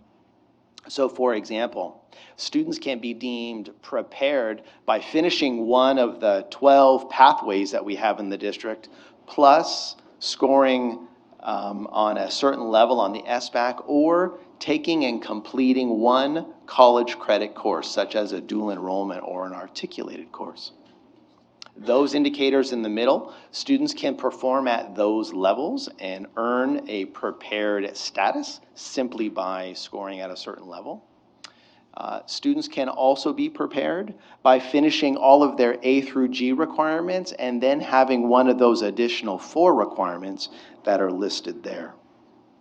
So although this is a complex indicator, we really focus a lot of time on this in the district, and so do our comprehensive high schools and our instructional services, because there are so many opportunities for students. When we focus on this one indicator, we are hitting multiple avenues for students to be successful here in the district. When we look at our performance on the college and career indicator, I am very pleased to report that 2019 progress increased to the green performance level here and also increased to the medium range on status. That is a very big improvement. We improved to almost having 50% of our graduates being prepared. That may on the surface not seem like a big number, but that is a huge number and is very comparable with other large urban districts. We're continue to strive to give more students opportunities and to help all of our students be successful. Just a few groups I'd like to highlight. 7 out of our 11 groups increased their performance on the College and Career Index from last year, with homeless students and foster youth leading the way with 6.6 and 27.8 points of growth respectively for those 2 groups. I want to thank all of the hard work that's been going on to do systems work over the last couple of years to build safety nets, clean data, systems that help students to become successful no matter which path they choose after they leave us here. Chronic absenteeism is the next indicator that we'll take a look at. This indicator is fairly unique in that it is only measuring students' absenteeism in grades K through 8. This is a K through 8 indicator. Only high schools are not measured here. The high school chronic absenteeism is placed on another system that the state has called DataQuest. So for accountability purposes, it's really important to understand the definition of chronic absenteeism. Chronic absenteeism is a very specific metric that refers to a student who has missed at least 10% of the days in which he or she is enrolled, if they've been enrolled at least 30 days, and there's a couple of examples there. One of the things that we always keep in mind with chronic absenteeism is it really refers to any absence, excused or unexcused. Part of the rationale of measuring chronic absenteeism is we know quite clearly, and with both research and common sense, that if a student isn't in school, it's very difficult for them to be successful and have positive outcomes. We also know that chronic absenteeism tends to be linked with other barriers or challenges in students' lives. So looking at chronic absenteeism helps us to be able to address all of those factors or many of those factors that will help our students to be more successful. When we look at our chronic absenteeism for last year, we will notice that the district had a slight increase in our chronic absenteeism from 2018 performance. Although it wasn't enough to move us in there, so we have remained in the same position as last year. This indicator, one of the things I forgot to mention just a moment ago, is this indicator actually is a reverse indicator in that we want it to decrease and not increase as the other indicators. We want to increase. We'd like to see chronic absenteeism continue to decrease. 5 of our 13 student groups within this indicator declined within their chronic absenteeism. Filipino students, foster youth, homeless, and students with disabilities, they all saw decreases within their chronic absenteeism from 2018. Suspension rate is the next indicator we'll take a look at. Suspension rate is the second of the 2 reverse indicators. Again, we'd like to see this decrease and not increase as with the other indicators. Students are only counted once within this indicator no matter how many incidents they may have. So if a student was suspended for one time or more than one time, they're only counted once. We call that an unduplicated number. Students are counted if they're suspended for a full day, and they are counted for both in-school and out-of-school suspensions. One thing to note and share with the community, for the last 2 years, the state has changed the definition of suspensions, making it much more narrow, or has included more things in there. So the team at Pupil Services and the Instructional Services and our team continues to share with schools how we can better understand where the state is going with the suspension indicator. Dr. Sosa, can I interject? One of the changes is the state used to just keep track of out-of-school suspensions, and now you can see they've actually included in-school suspensions with the out-of-school. So what the data that you see and the increases you see, it really is a new baseline year, because out-of-school, in-school, this is the first year that they're together. That's an excellent point. Thank you. Could I ask a question about that? Does that mean they're all pooled together, or do they differentiate in the dashboard? Oh, that's an excellent question. They're all pooled together and considered suspensions. Okay. We are monitoring each of those segments internally separate, however. Okay. Because different solutions would be necessary for each of those. And Mrs. Alvey and trustees, the whole idea is if you pull a student out from instruction, that can be a problem. And so if you have a student who's in the office for a whole day out of instruction, that counts as an out-of-class suspension, even though they're at school. And you can see right there, one incident, and it puts you into this indicator. And so the whole idea is to keep the kids in instruction to where they can learn. If possible. If possible. So when we take a look at our suspension indicator, we will see that we had a slight increase in our suspension rate from last year. The status is 4.2% with a change of 0.4 percentage points.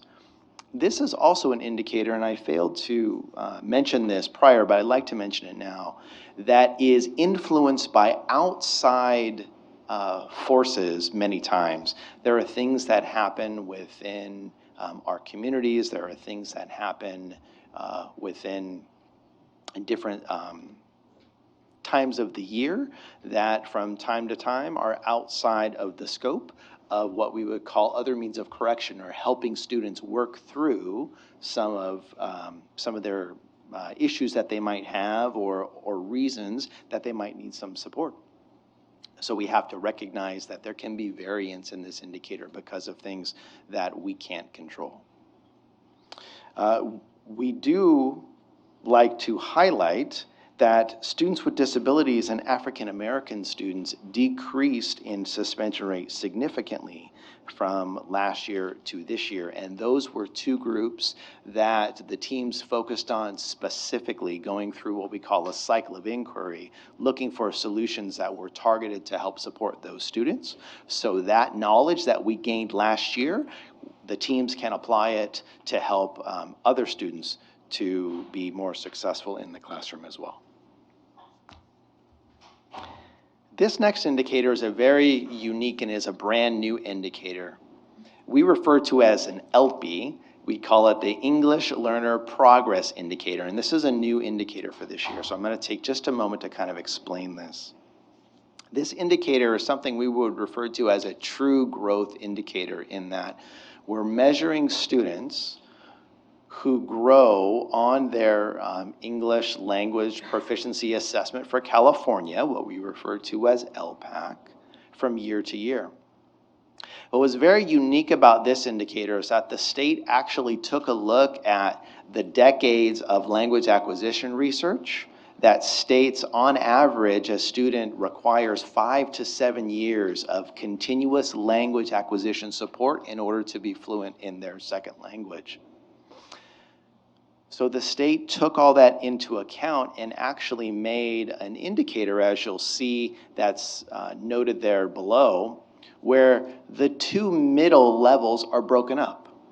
So instead of expecting that a student who is brand new to English master that language in 4 years, this gives a more realistic and still rigorous expectation that students progress over time, that they take steps in their acquisition of academic English. Those 6 ELPI levels, or English Learner Progress indicator levels, will be what's measured from here out with this indicator. Since we only have 2 years of scores for LPAC, we can only have a status this year. Next year, when we have 3 years of data, we would expect to see one of those 5x5 matrices that we saw at the beginning of the presentation that would show us the growth from 1 year to the next. So what the bar graph, the stacked graph in front of you demonstrates are the different percentages of students that moved within the ELPI indicator. The very last indicator we'll speak to tonight's our graduation rate. The graduation rate for the indicator combines both comprehensive high schools and alternative high school graduation rates. In years past, the state used to only look at the outcomes for the comprehensive high schools. Well, now we understand even better that all students matter and that we need to be looking at the outcomes for all students. And so 2 years ago, the state brought in the alternative schools into our graduation rate. But we still recognize that the very nature of the schools is different. Students go to an alternative high school because they need a different educational program. The large schools sometimes doesn't work for a student, or they want perhaps a more focused program that has something different to offer. So the comprehensive high schools function on a 4-year cohort graduation rate. In other words, students who begin their high school career 4 years before they graduate. Whereas alternative high school rate just goes on a 1-year graduation rate. In other words, the students who are designated as 12th graders the year that they graduate. As Dr. Farouk mentioned just a few moments ago, we are so pleased to share that Riverside Unified School District has increased to the very high status level and the blue color level. You can't get any farther to the right than what the district is this year, and we are just so proud of the progress that has been made. As Dr. Farouk was mentioning, we have a 97% graduation rate for the district. That is number 1 in Riverside County, and that is number 1 of the 16 largest districts in the state. What we see here is that every student group made growth in their graduation rate from last year to this year. This is the culmination of many years of hard work, obviously by the students themselves. Of course, we couldn't get anything done without the students.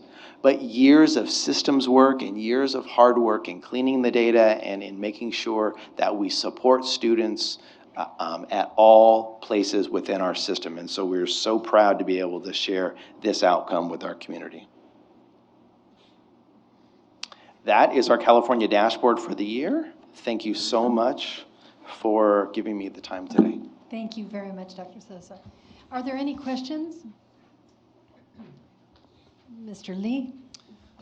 Thank you, Mrs. Alvey, and thank you, Mr. Sosa, or Dr. Sosa, for that presentation. I was curious to know, I mean, this data is pretty fresh, but have we seen any patterns in terms of certain school sites that have just kind of jumped off the charts when you look at apples to apples and what the demographics are of the students at that particular school and versus other schools? Have we seen any outliers in the data? So that's my first question. 2, you mentioned, we're all really excited about our achievements in graduation rate and where we rank in the county and with the other urban school districts in the state of California. But how do we rank in some of the other factors on the dashboard that we're measuring? And then my last is, now again that we have this data, are we resetting any of the goals that we have established in terms of making progress for 2020? Thank you for the questions. As to your first question, are there any schools that jump out? We are using what we refer to as our cycle of inquiry to go through and look at this data. We are identifying schools, and in particular schools that have made successful gains with particular student groups, and looking specifically at a couple things. What were some of what we call the change ideas that were put in place that helped those students to be successful? What is scalable or replicable across schools? We are also looking for areas in which we put change ideas into place that may or may not have yielded the results that we were looking for. We're going through that continuous growth process. The board will be receiving a larger packet of information coming up in your board mailout that will detail some of those things that we have learned from this process. The question regarding looking at our goals, we continue to look at our goals every year. I can chime in. Please, please. So we have been waiting until the dashboard came out, so we are going to be revisiting our targets to see if we need to adjust any of them. So I'll leave it at that. Ed Services is going to reconvene to look at all the trends, but like Dr. Sosa said, we're also looking at how the schools have progressed so that we can still create, if not maintain, the same target that's still achievable, but pushes some of the schools a little bit. So we are revisiting them. Okay. Did he answer? Did I miss any of your areas, sir? I apologize. I think I'll look at the, for specifics, I'll wait for the board mail out. If I have questions, I can follow up with you or with Dr. Perez. Perfect, thank you. Thank you. Thank you. Any other questions? Dr. Farouk. So this question is probably for Dr. Perez. I know that you've been working on the data component, and our goal is to be able to have the data at the classroom level on how all these different centers are going. I'm just curious just to check in again. Where are we at? What's the status on that?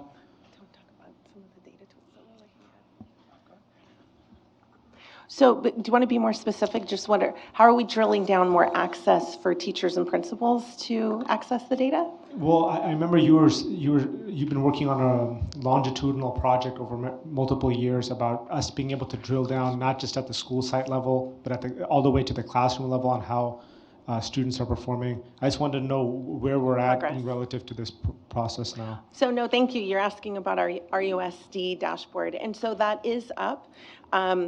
Right now, and Dr. Sosa will be able to give you a little bit more specifics as to progress.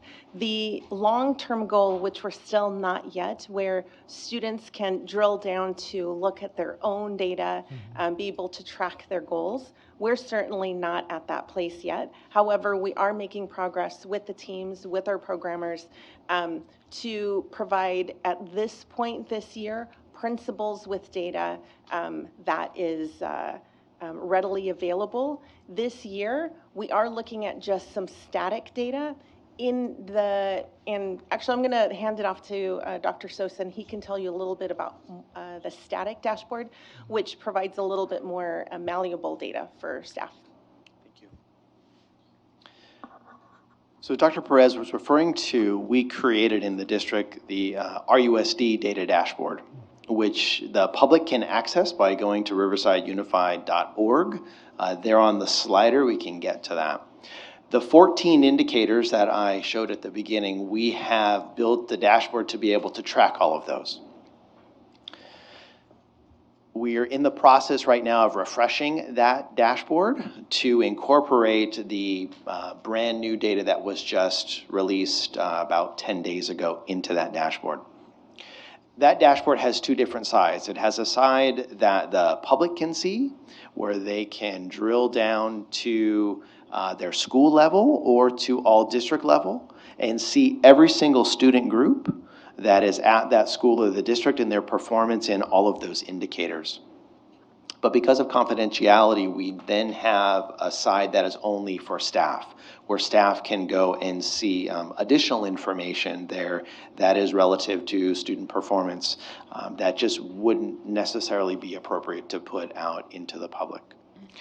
The goal to move on in the future is to be able to have that internal side be what we would call role-based. In other words, if I was a teacher and I logged in, I would see my students' progress. If I was a principal, I would see my progress of all of my classes by grade and such.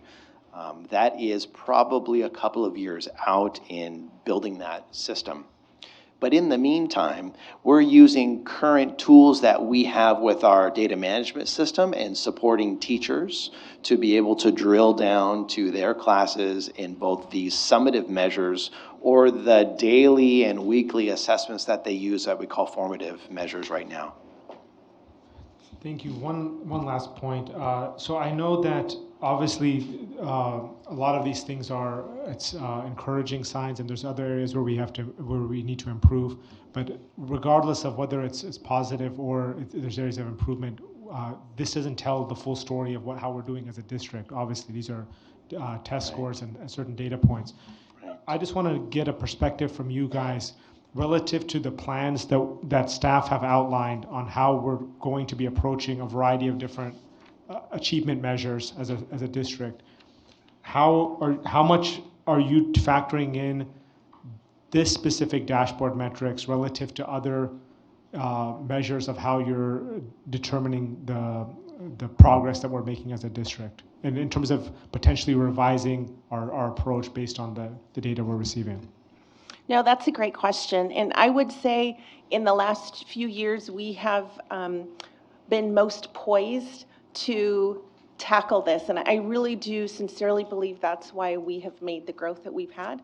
With all of our staff that is clearly focused on the district priorities and have very detailed work plans, not only are they taking the summative data, but they're also looking at formative data or the progress monitoring, which ultimately will lead to results on the dashboard. So again, you mentioned it, it's very accurate. This is just one data point because we're also looking at the policies that we have in place, some of the procedures, and in January and in February when we're looking at college and career indicator, the team will also talk about some of the practices that have shifted in supporting staffs and looking at data. So that's all in the work plans and the work that the teams have been working on this year. And so that's where we feel much more confident in being able to make growth because we're tracking it very meticulously, more so than I believe in many other years. So it is kudos to the direction from the board, but also the work that the staffs in the schools are doing. Perfect. Thank you so much. Any further questions? Mr. Hunt? Yes, ma'am. Thank you. I wanted to ask you, Dr. Sosa, Dr. Perez, and this is impressive, and we have done better, and I'm so glad to see college and career Hispanics and whites are going up. But I'm looking at decline, and it says on two things. One, the college and career, and then you look at the absentee, the chronic absentee. The African American student is going up in chronic absentee, and naturally then they're going down in their college and career scores. Have we looked deeper into that? I mean, they're 8%-ish of our student population, 3,500 kids. What's happening there, and how do we work with that? That is absolutely something that the teams are drilling into. Just one reminder, and that the data is fairly fresh for us, and so we're continuing to drill into that. We also want to drill into it by school and by grade span, for example. I like that, as Mr. Lee was talking about. You would look at cultures of a school and right, and that there may be different outcomes if we take chronic absenteeism, for example, of the group that you mentioned in K through 6. That might be different in 7-8. They could be the same, they might be different. So we're taking that level of specificity with it as well. We don't want to jump to any conclusions before we're able to look at the problem from many different angles to be able to put the correct solution in place. When will you think you'll be able? Thank you. When do you anticipate you'll be coming back to bring that to a presentation? That I would need to defer to Dr. Perez. I think we'll convene and probably in a board mail out, get to a better place where we can look at that. The point that I also wanted to reiterate that we're looking at district data, and this is the school's data. So the principals and their teams are also reviewing their own data, and that's really where the work is going to happen, is really that targeted reflection as to their individual students. And that would be, as Mr. Lee talked earlier, I mean, the areas of concern and the areas of celebration too, that we find out what we're doing in different areas and what other campuses maybe have a way to bring the child into a more closer relationship with their learning regime. Absolutely, and aside from the work plans, the teams are also, we've talked about this around their equity work. All the principals and their leadership teams have developed problem of practice, many of which are correlated directly to the dashboard. So they're already looking at root cause analysis around their data, and also the Ray team and Dr. Sosa is supporting specific leadership teams to really do a deep dive into their data. Very good. Thank you, Dr. Perez. Thank you, Dr. Sosa. Thank you, Ms. Ellerby. Certainly. Anybody else?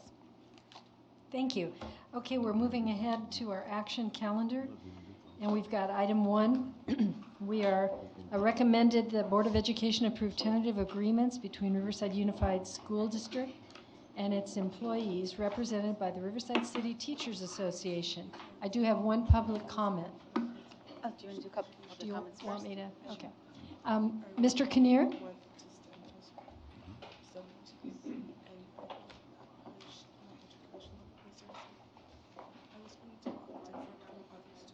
Good evening once again. Yesterday, the Riverside City Teachers Association's bargaining team emailed their members information for the ratification of a tentative agreement. When asked, why does the bargaining team believe that this is the best compensation package they can bargain at this time, they responded in part by saying declining enrollment had a negative impact on the proposed salary compensation package.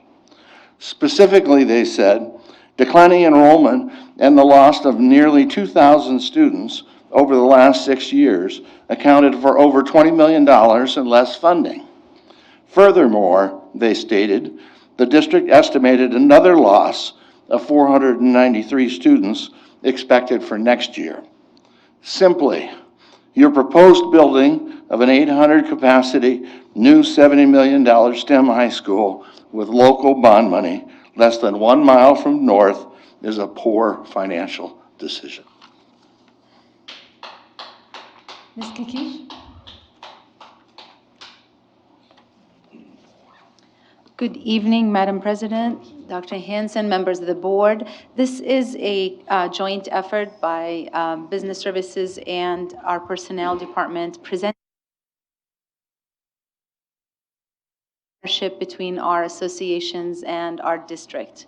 And so the first one is with the partnership with RCTA, and the district and the bargaining unit have reached a tentative agreement pending your approval and their ratification for a total compensation of 1.29%.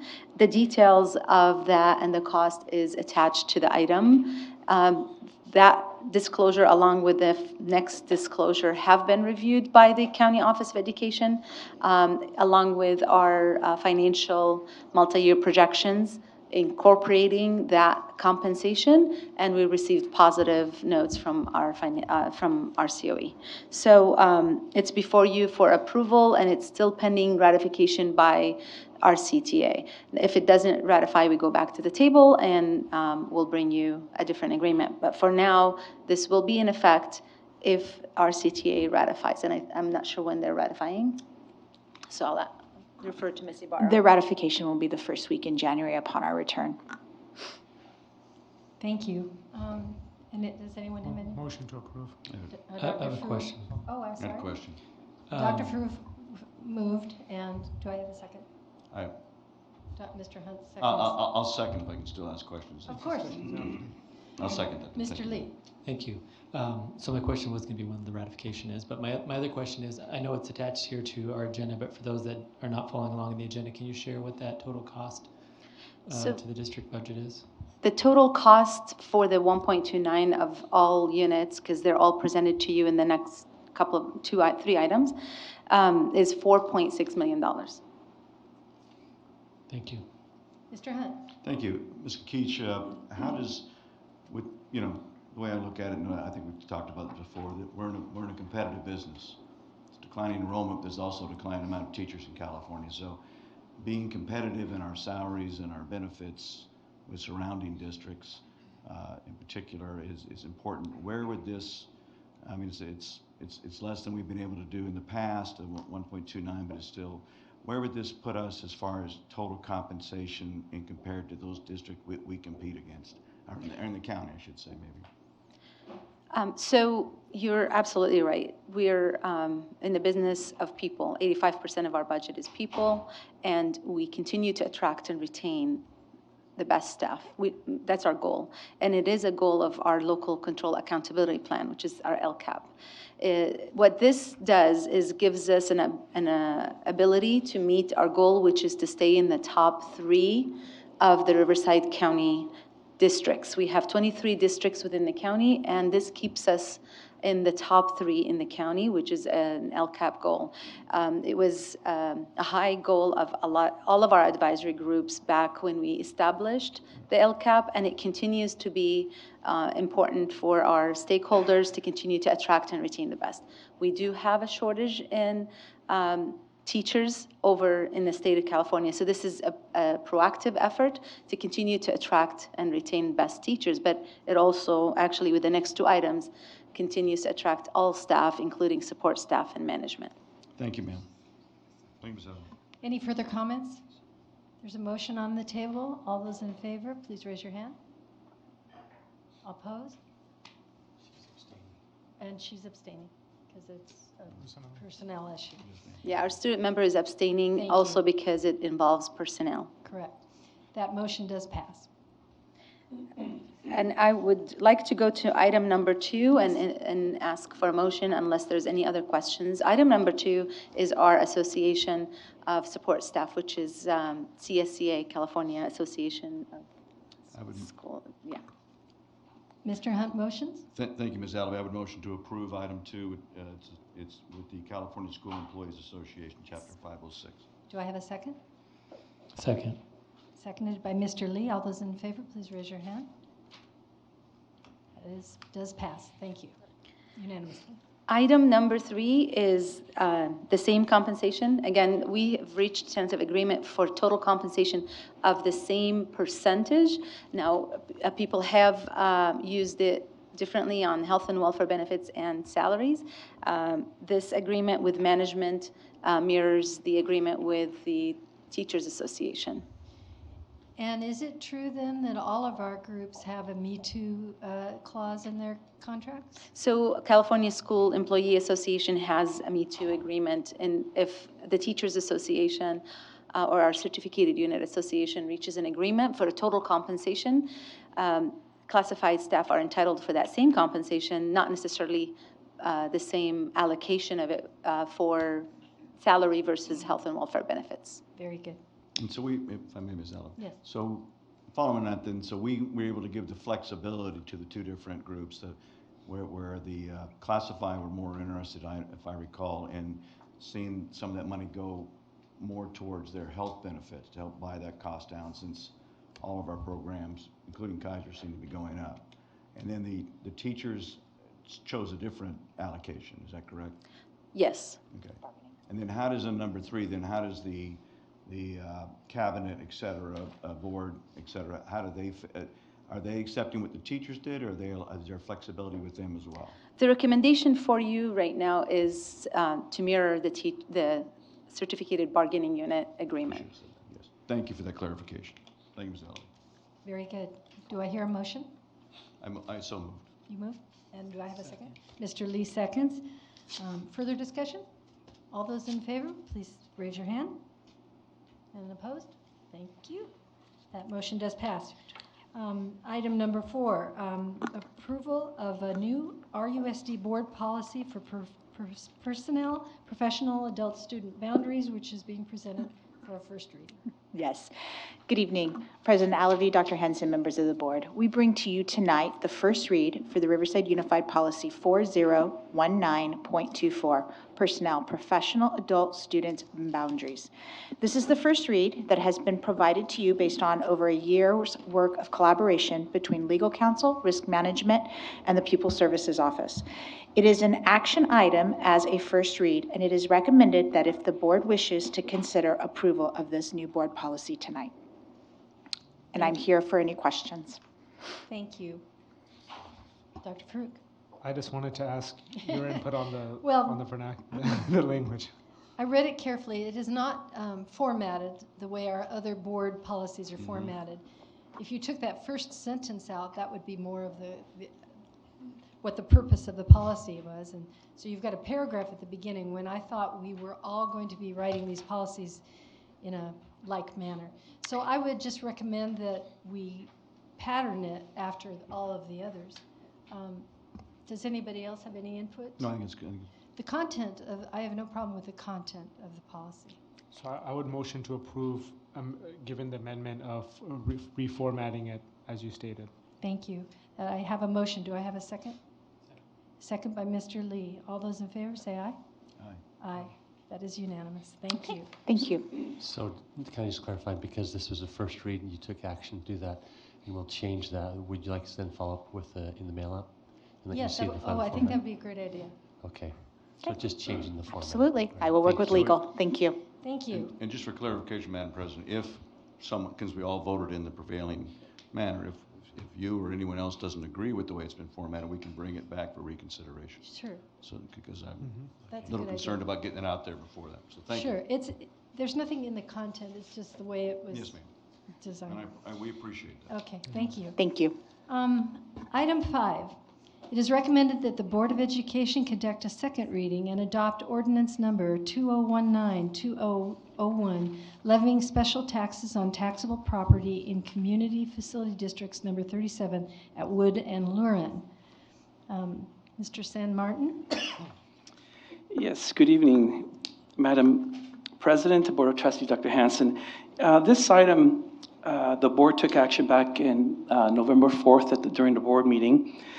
This was to form Community Facilities District number 37. The next step of these proceedings is to adopt ordinance 2019-20-01. Approval of this ordinance will authorize the levy of special taxes within CFD 37. It is recommended at this time that the Board of Education take action to adopt this ordinance. And we'll ask Madam President to waive the second reading and read title only of the agenda. Yes, I will move to waive the second reading and read title only ordinance number 2001, levying special tax. Ordinance number 2019-2001, levying special tax in Community Facility Districts number 37. And I'll call for a second. A second by Mr. Hunt. And now I'll call for the vote. All those in favor? It does pass unanimously. Okay, thank you. We are now at item number 6 for the first period interim report. Thank you. Yeah. Okay. From the beginning, if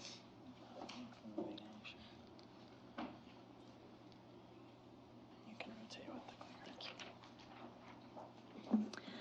Good evening again. So this is the time of the year where we bring to you an update for our budget that we have adopted in June of 2019.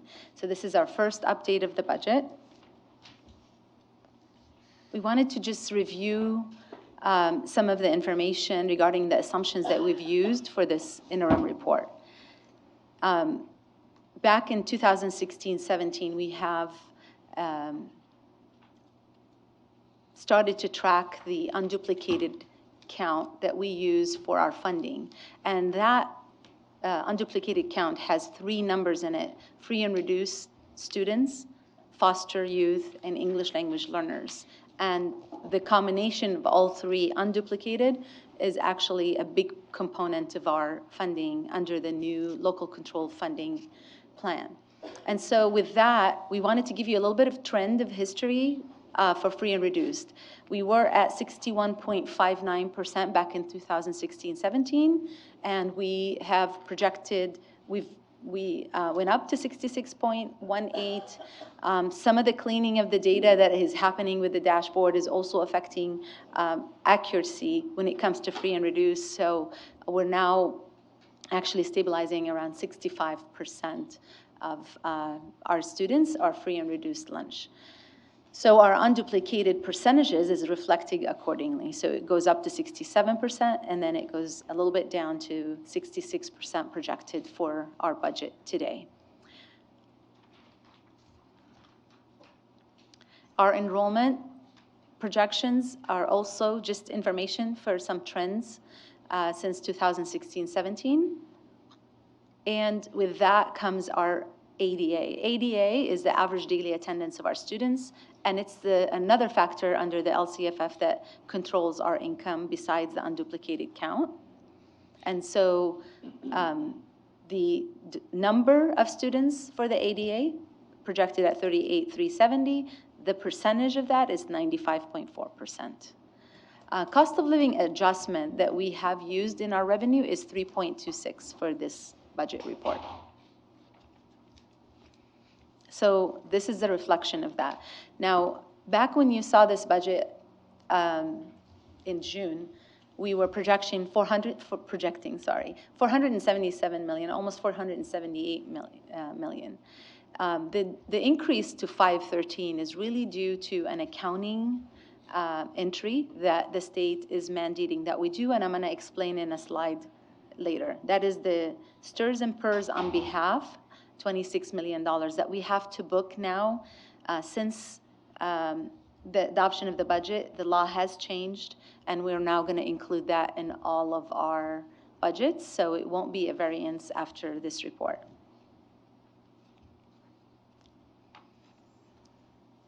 What we have been doing lately is separating the income by unrestricted and restricted. So unrestricted income is more flexible funding that we can use towards more different expenditures that are more flexible. And the projection is 416 million. And within that, there's the base funding, supplemental, and concentration. So we just want you to also know the detail of that. The reason for the decline is the declining enrollment and the decline in revenue at the state level. The restricted side is where we booked the accounting entry that I'm talking about, that's STRS on behalf and PERS on behalf. So what is STRS on and PERS on behalf? We've mentioned it before, but I thought this time I'm just going to include a slide for our reference for the future. It just gives a little bit more detail about which law that was implemented and how it changed our accounting. So prior to 2015-16, we would, on an annual basis, have our financial statements just truly reflect our revenue and expenditures that we actually receive and spend. Now, since then, there's been a new recognition that we have to do as an accounting entry. So the state has recognized that STRS and PERS are creating an obligation at the state level. And it used to be that that obligation for accounting purposes would be booked all at the state level as an obligation for the future. What the state changed in the law is they want to share that dollar amount for the whole state by a government entity. So let's say the STRS system is only school districts and charter schools, right? So the STRS was reallocated to what is the obligation by each school district, and they asked us to book that as an entry instead of the state booking that as a total dollar amount. What changed this year is they added PERS. PERS is the public employee retirement system, and that's not just school districts, it's all government entities that in that retirement system, which is cities and municipalities are included in that. And so now cities are going to have to recognize that entry. It is somewhat fictitious. It's really not revenue that we're going to receive and not an expenditure that we're going to spend. But we have to book it in a way that meets the accounting requirement in order for us to understand our obligation for that future liability. Does that make sense? I'm going to stop and ask for questions Okay. So you're going to see that same $26 million Ms. Kakish, increase? I have a Yes. question. Yes. If it's a future liability, then in the future, we will end up spending it. In the future, over the years, that, yes, it will grow with the obligation and it will be So spent. even though right now it's just an accounting line, it does reflect what we will have to spend in the future. Yes. Correct. Okay. Thank you. So this is a visual of the sources of revenue. Our biggest portion of revenue is our LCFF sources. So now to expenditures, what we did is the same thing. We did it in total expenditures for the district. We projected 497 back in June. We increased it, but mainly for that accounting entry, and we just put it in italics there. It is part of the benefits. It gets booked in the benefits, but we separated it as another item that shows the same exact dollar amount there. And unrestricted expenditures is more true to what we were going to be spending. The restricted is the one we booked the expenditures in. I added this slide just to give you a little bit of an idea of what we actually contribute to STIRS currently. So we will spend the whole obligation in the future, but currently we're spending 18 million, almost 19 million on for STIRS on behalf, and I'm sorry, we're booking 19 million STIRS on behalf. That is scheduled to go up to 20 this year. And PERS is a new entry, and it's 6.1. And PERS is the reason why it's much smaller. Majority of our employees are in the certificated unit, and the support staff are in the classified unit. And classified is the PERS. Special education, we contribute $55.5 million to the program. The program overall is about $90 million program. And routine restricted maintenance, we're projecting to contribute 16 million this year, which is 3% of our budget. It's a formula. So this is a detail of the restricted expenditures, and STIRS on behalf is the same exact number that we booked in revenue.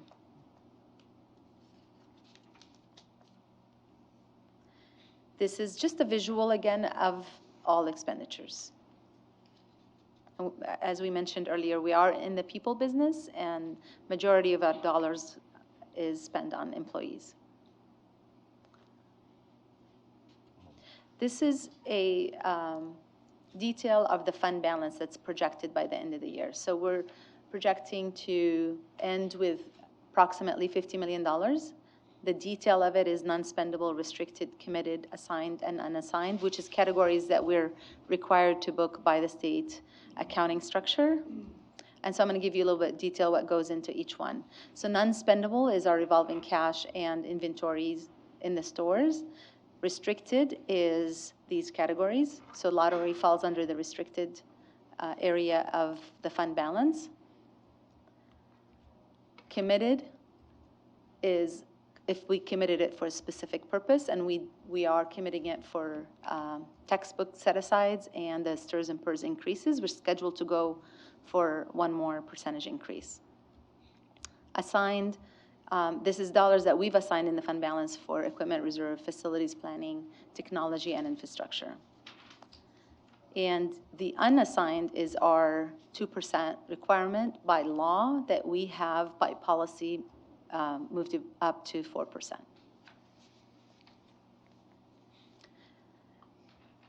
Before I go to the rest of the funds, is there any questions about general fund? Go ahead. I have a couple questions. Can you explain more so for the audience, because I'm part of the finance. I was part of the finance subcommittee, about the carryover of the budget and how that affects structurally between the income and the expenditures. Can you just illuminate everyone about that? So every year we put a budget together to spend the revenue that we receive, because again, we're not a banking entity, right? So we're in a nonprofit government entity that are expected to spend the revenue that we receive for the year on the students of that year. We put a plan together. The majority that guides our plan is the LCAP, the Local Control Accountability Plan. And every school site has a sub-segment of that. Now, things happen, and sometimes we're not able to meet all of the expenditures in the same year. So let's say we've ordered books and they don't get received before June 30th of that year. By the accounting rules, we cannot book that expenditure in that year. And so we will have to carry it over to the next year. Because the goods were not received before the end of the year. And so let's say that happened to about $1 million expenditure.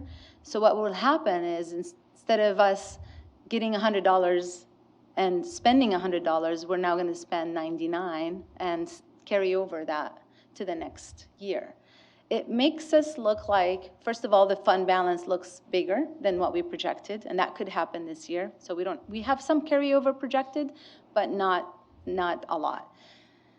Once we close the books and we actually add it to the year, this is the report that you see it in. So if schools, when we did the budget back in June, the books were not closed. And so we didn't know the whole carryover and what kind of dollars are going to be carried over. We had projected some, but there was some that were leftovers that were beyond our projections.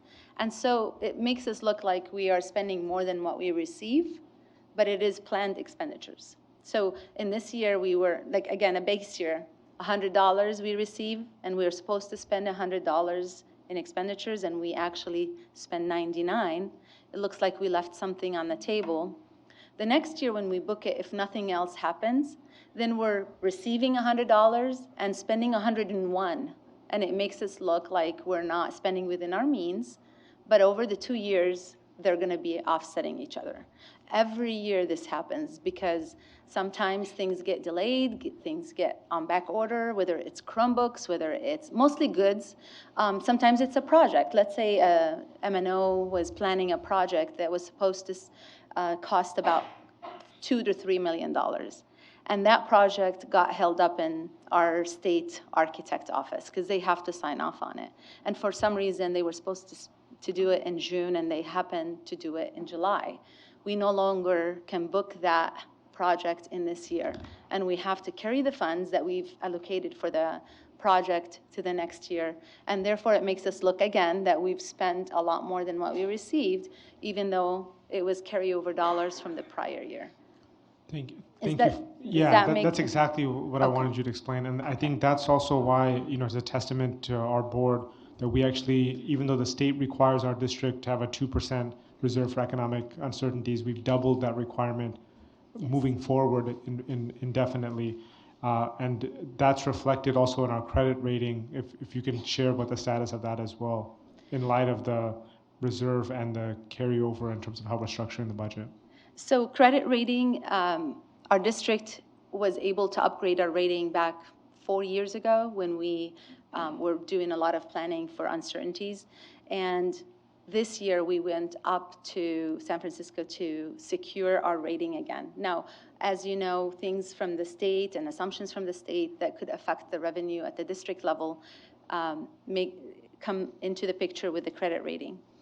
And continuity of management, continuity of the board, and policies and financial health of the district is the biggest component. And so we were able to present to both entities, Moody's and Standard & Poor's, and we were able to secure our rating at the same level. That was excellent to save taxpayers' dollars. That rating is going to come into also in the event the state goes into a recession for whatever reason. And they implement any of the things that they've implemented in the previous recession, they have delayed some funding. So for example, they've delayed funding from June to July, or they delayed funding of the last 2 months to the next year. This credit rating will give us an opportunity to be able to be in a borrowing status quickly and not be able to jeopardize our payroll and put our employees under hardship. And so that will come into the picture if we have to borrow on bond anticipation notes. So credit rating is important to the district, and it's dependent on a lot of factors, not just the financial health, but the decision-making process of the district as a whole. Thank you for sharing all that. Are there any other questions? Yes, ma'am, I have Yes. one if I may. Thank you, Ms. Alawi. Ms. Kakish, I just want to ask you on the overall budget, we budgeted X for books and supplies, and then the final comes out to be 7 million more. Can you help us understand? And I see a lot of it has to be in the restricted. So how do we have that increase, and what is that attributed to? I know we had a math adoption that was quite a bit of money. So that's a good point. So if we go back to that slide, and it's on the restricted side, and under books and supplies. Yes, ma'am. That's exactly the carryover we were talking about earlier. So if there was a shipment that was not done in a timely fashion to meet the need of the previous year, we would carry the funds, and we would also book the expenditure again. Okay, and then how does the reverse work on the capital outlay, where it's $7 million less than we projected? Not that they're related one to the other. If it's in capital outlay, then we've probably delayed a project or moved the project to a different year. Because capital outlay in general fund is dollars from redevelopment funds. So redevelopment dollars, if we have carried over, for example, grant and our adult school, we're spending majority of redevelopment funds that you see in this slide. So these are the other funds. In adult school, we're upgrading their fencing and we're upgrading the room, and they don't have any funds to spend on that. So we are spending redevelopment dollars that are in the restricted side. Not Measure O, but redevelopment. Redevelopment. Thank you. That project is moving, and we've made a lot of progress, but we are not going to be able to spend all of the dollars by June. Okay. And we'll be carrying over some of that. And then not to do it now, but I like the, as Dr. Farouk talked about, our keeping a reserve and also our reserve on our maintenance. So it's 16 million. At some time, I'd like a report, perhaps at operations in here, of exactly what you and the assistant superintendent are looking at for those ongoing and maintenance expenditures this year, that 16 million. We can do that, absolutely. I think that'd be great. Bring it at a future meeting. I've heard some concern about that tonight from some of our speakers, and I want to be sure we're being very transparent with our community that the money is there and it's being spent and what it's being spent for. As the gentleman talked about, toilets being broken shouldn't have to wait for Measure O. It doesn't wait for Measure O, my understanding from meeting with your M&O staff. So, but I think it's good to explain that, if you would. So yes, we will bring a presentation at a future operation committee, but I also want to just differentiate a little bit of the information. Routine restricted maintenance is an obligation that we have to do to maintain all of our sites in order for us to qualify for state matching funds. So if the state is going to give us 50% of our of our project's cost, they expect us to maintain our facilities in good repair standing. And so that's the 16 million that you saw. There's also a deferred maintenance program that the state has cut a while back. Our district kept it in the budget as long as we could to continue to spend on few projects that were still in the backlog of deferred maintenance plan for the district. And so that's the piece where that has gotten reduced since Measure O was passed. Many of those projects that we were going to do under deferred maintenance are part of the actual sites that are now in order. They're going for renovation. So many of the roofing that we were going to do is part of, like North just went on under a roofing project that was part of the deferred maintenance before as a program. And so these projects were incorporated into our renovation. We were never going to be able to probably do all of the deferred maintenance plan, and we're always going to have to be creative to how we find some dollars towards that. So for example, Ramona cafeteria is in a place where if there was deferred maintenance dollars, we would allocate it there because those dollars were not, we were not able to keep in the budget. And again, for a lot of reasons that were mentioned earlier, declining enrollment, And we're projecting also a reduction to the cost of living adjustments in the January budget. Our team is looking at creative funding from CFD that could be spent on Ramona to be able to do that kitchen, because it will need to be done, and it's not on the project list for Measure O currently. So we continue to find other dollars that are helping supplement the deferred maintenance program. And it actually comes to the operations subcommittee to prioritize those projects. Thank you, Ms. Keish. Thank you, Ms. Allen. Yes. Anybody else? Okay. So this slide is our best attempt to project what other funds will have at the end of the this fiscal year. So June 30th of 2020,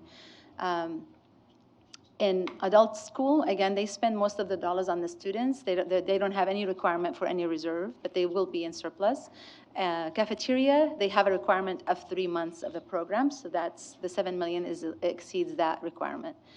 Let's see what other one I would like to highlight is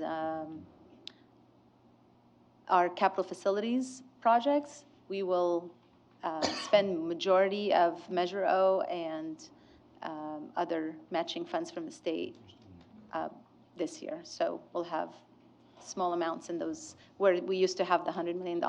Now, by the time we bring you the second interim report, we will add the new bonds that were issued under Measure O in that fund, which is $172 million. Any questions on other funds? So multi-year projections is a requirement when you submit the first interim report to the state or the County Office of Education. And we're happy to say that we will be meeting positive certification under that law with having a 31 million projection to ending fund balance in 21-22. Unrestricted is 24.3, restricted 7. Is everybody following that? Because I didn't say that it's the last column, 21-22. Thank you. Do we have any further questions? And now Dr. Farouk and I did have a chance to look this over once before in our finance committee and get a little more in-depth, but it is very good that. And before you, as a requirement, we have to submit a cash flow for the year. And so what we do is we estimate, of course, up to now it's going to be actuals, and then the rest of the year is estimate of what we actually issue checks for. And this cash flow tells you that we will not be borrowing this June. And so credit rating is great, but we don't need it for this June for payroll.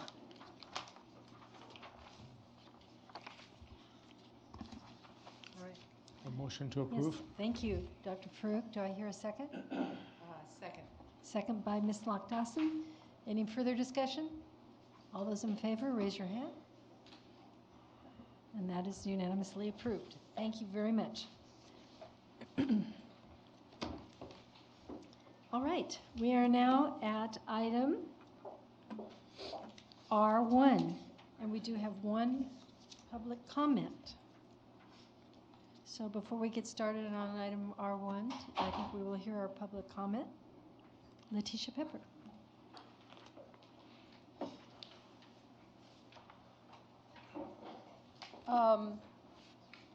Good evening. I should go back and get the report so I can read exactly what it says.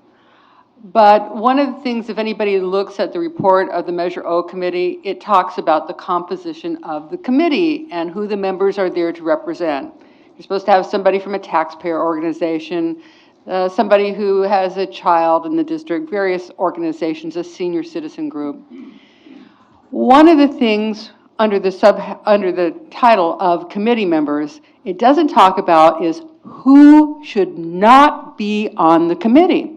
That's kind of an important topic because the state law, which says this is supposed to be an independent committee, independent from the district that is supposed to be supervising, is there's not supposed to be anyone on the committee who is a vendor to the district. Anybody who makes money from the district who might be influenced by such a relationship into not being independent from the district. So you're not supposed to have any employees or any vendors. So the report actually mentions the fact that there was an employee on the committee who voluntarily resigned. because actually he had once been working for the district, and he retired. He was on the Bond Oversight Committee, and when the district rehired him, he voluntarily resigned. A good guy. He's one of the people who's spoken to you about how basically you guys are misappropriating the bond money. Now, there's somebody tonight, and he's actually going to do the presentation of this report. He's here in the audience, George Fromm, a former president of Stater Brothers, who is on the list of RUSD's vendors. So Stater Brothers is a vendor to this district, and yet you all appointed the president of Stater Brothers to be on the Bond Oversight Committee.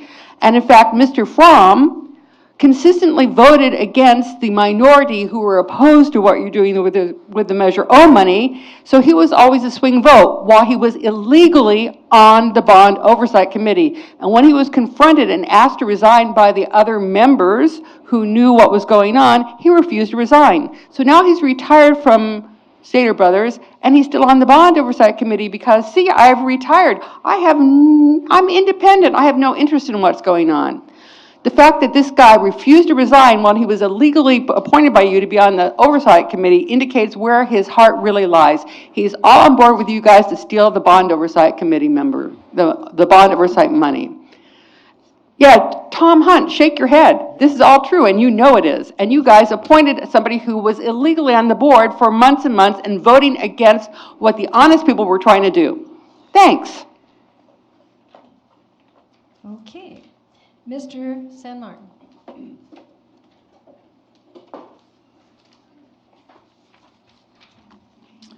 Good evening again.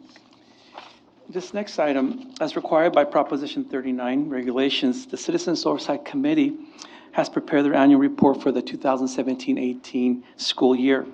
Mr. George Fromm, who is chair of the Measure O Citizens Oversight Committee, will now present their annual report and activities that took place within that year.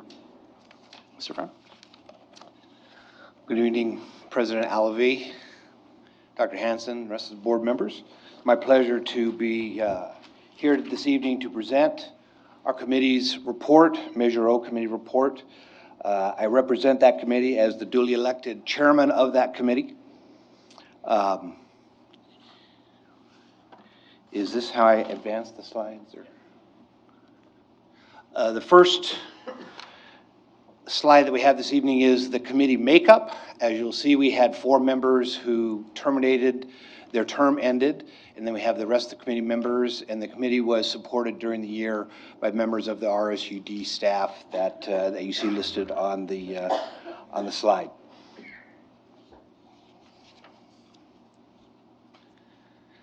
Our committee activities during the year, our committee conducted quarterly business meetings, which included a review of facilities projects and project expenditures.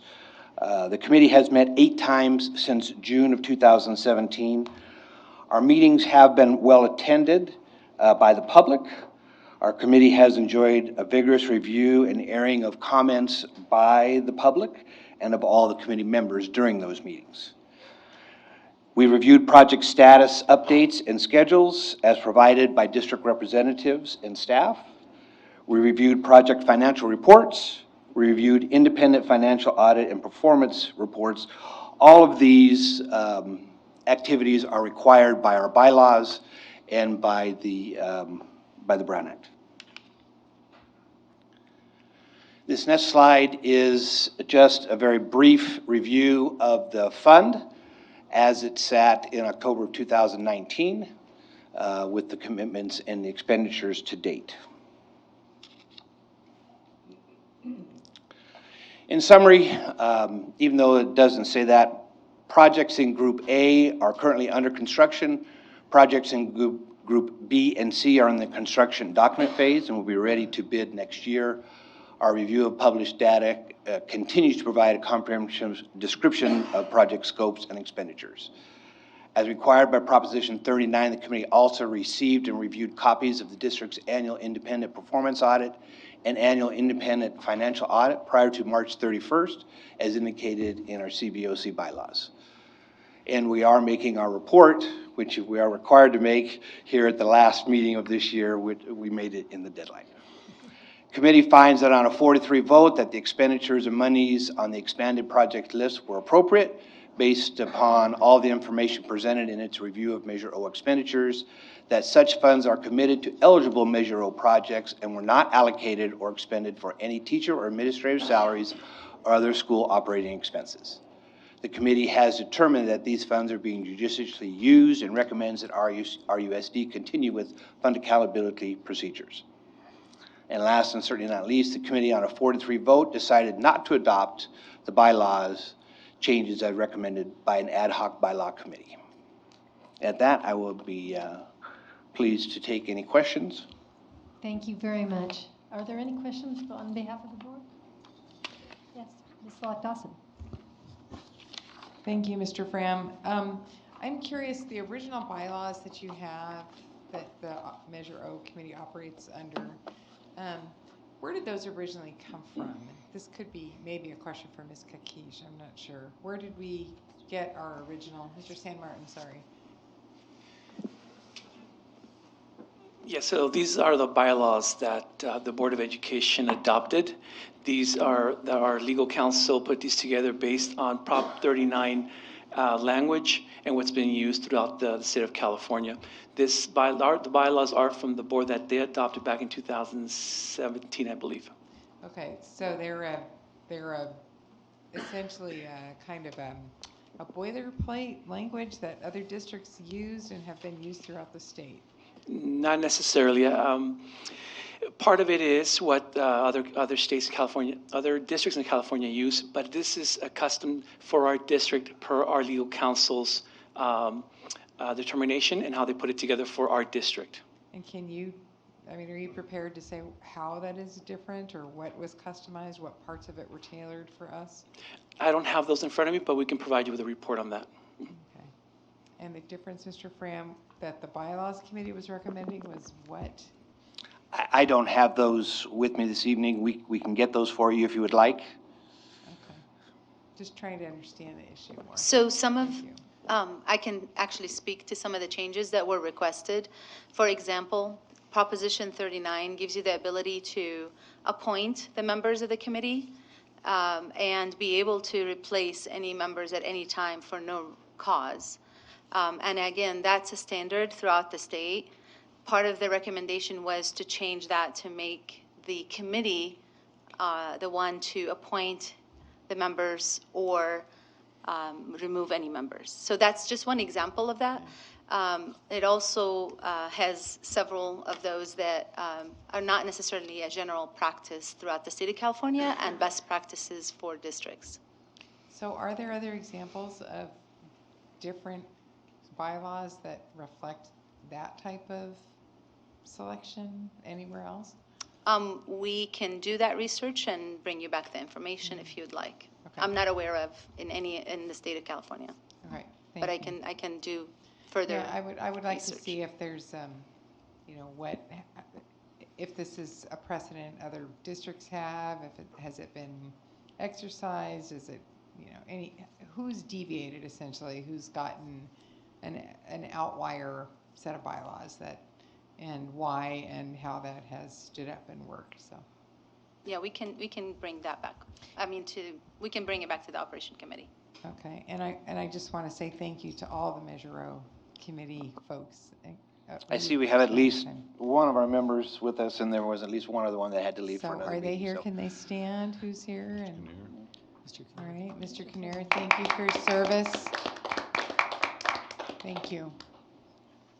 Mr. Lee. Yeah, so thank you, Mr. Fram. I was at that last Measure O committee meeting, all 6+ hours. So just want to make a couple points of clarification. The comment was made that the committee had asked for his resignation, and that's not true. There was a motion made by a committee member that did not pass to ask for his resignation. So the committee did not ask for that resignation. And about Mr. Fram being the swing vote, I guess it's true. You could say that if he didn't vote, it would have been a tie and therefore not passed. But there was also other committee members that were not present at that Measure O committee meeting. So I just want to make that clarification. Also, there was some discussion at that meeting, that long meeting, about what constitutes a vendor, and I believe legal counsel provided staff, which shared with the committee what a vendor qualifies for. So would you mind either Mr. San Martin or Mrs. Keish to kind of clarify what a vendor is? So we got clarification from legal counsel regarding what constitutes a vendor. The intent of Proposition 39, when it comes to our dollars within Measure O, is to make sure there's no conflict of interest for members that are going to be actually sitting on the committee or appointed by our board, and the fact that that member could benefit from Measure O dollars or the bond dollars by being a construction management firm or an architectural firm or anything that would, or any firm or a company that eventually would be able to submit bids for that project, whether it's a subcontractor for concrete or somebody that's going to do the lighting. So that would constitute a vendor for Measure O.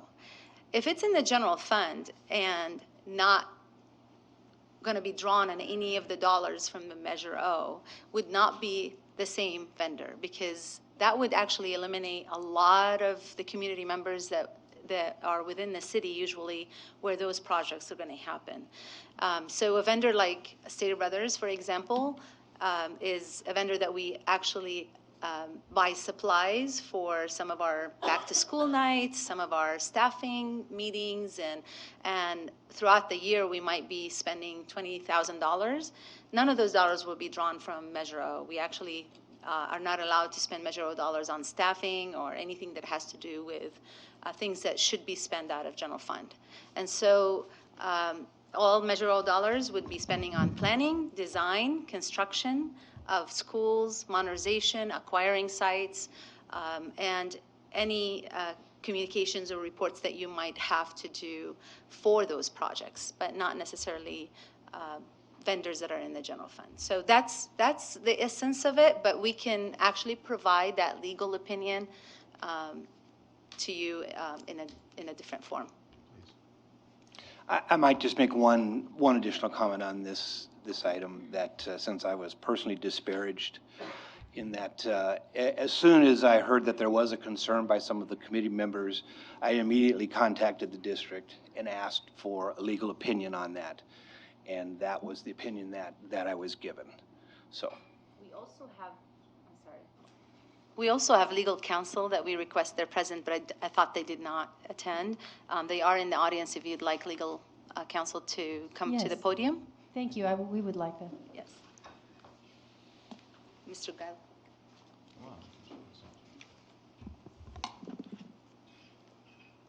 Good evening. My name is Reed Glyer. My firm Stradling, Yaka, Carlson, Routh serves as bond counsel to the firm, or to the district. Mr. Kaznoka was unable to make it tonight, so I am here in his absence, but I'm happy to answer any questions that the board members have.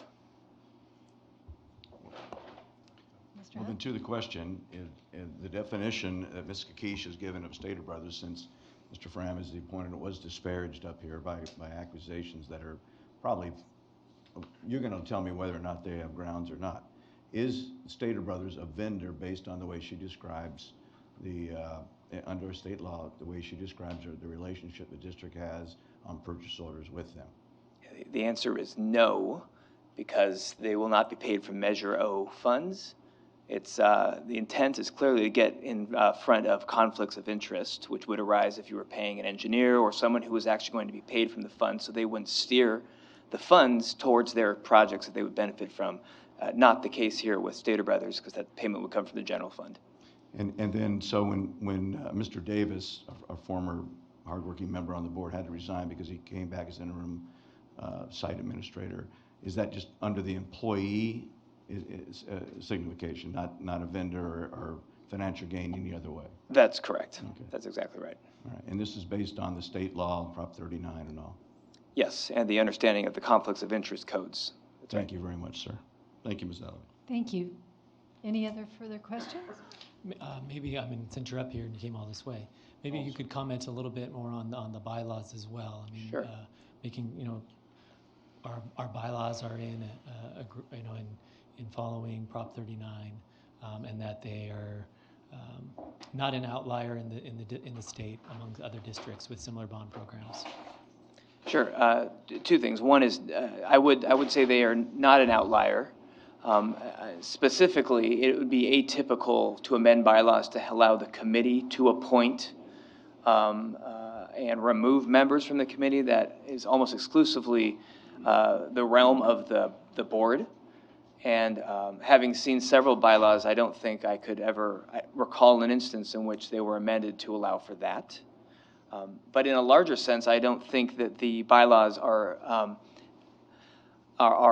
atypical in a larger sense. You know, each set of bylaws is tailored to the district, which is what happened here in some specific instances, if I recall.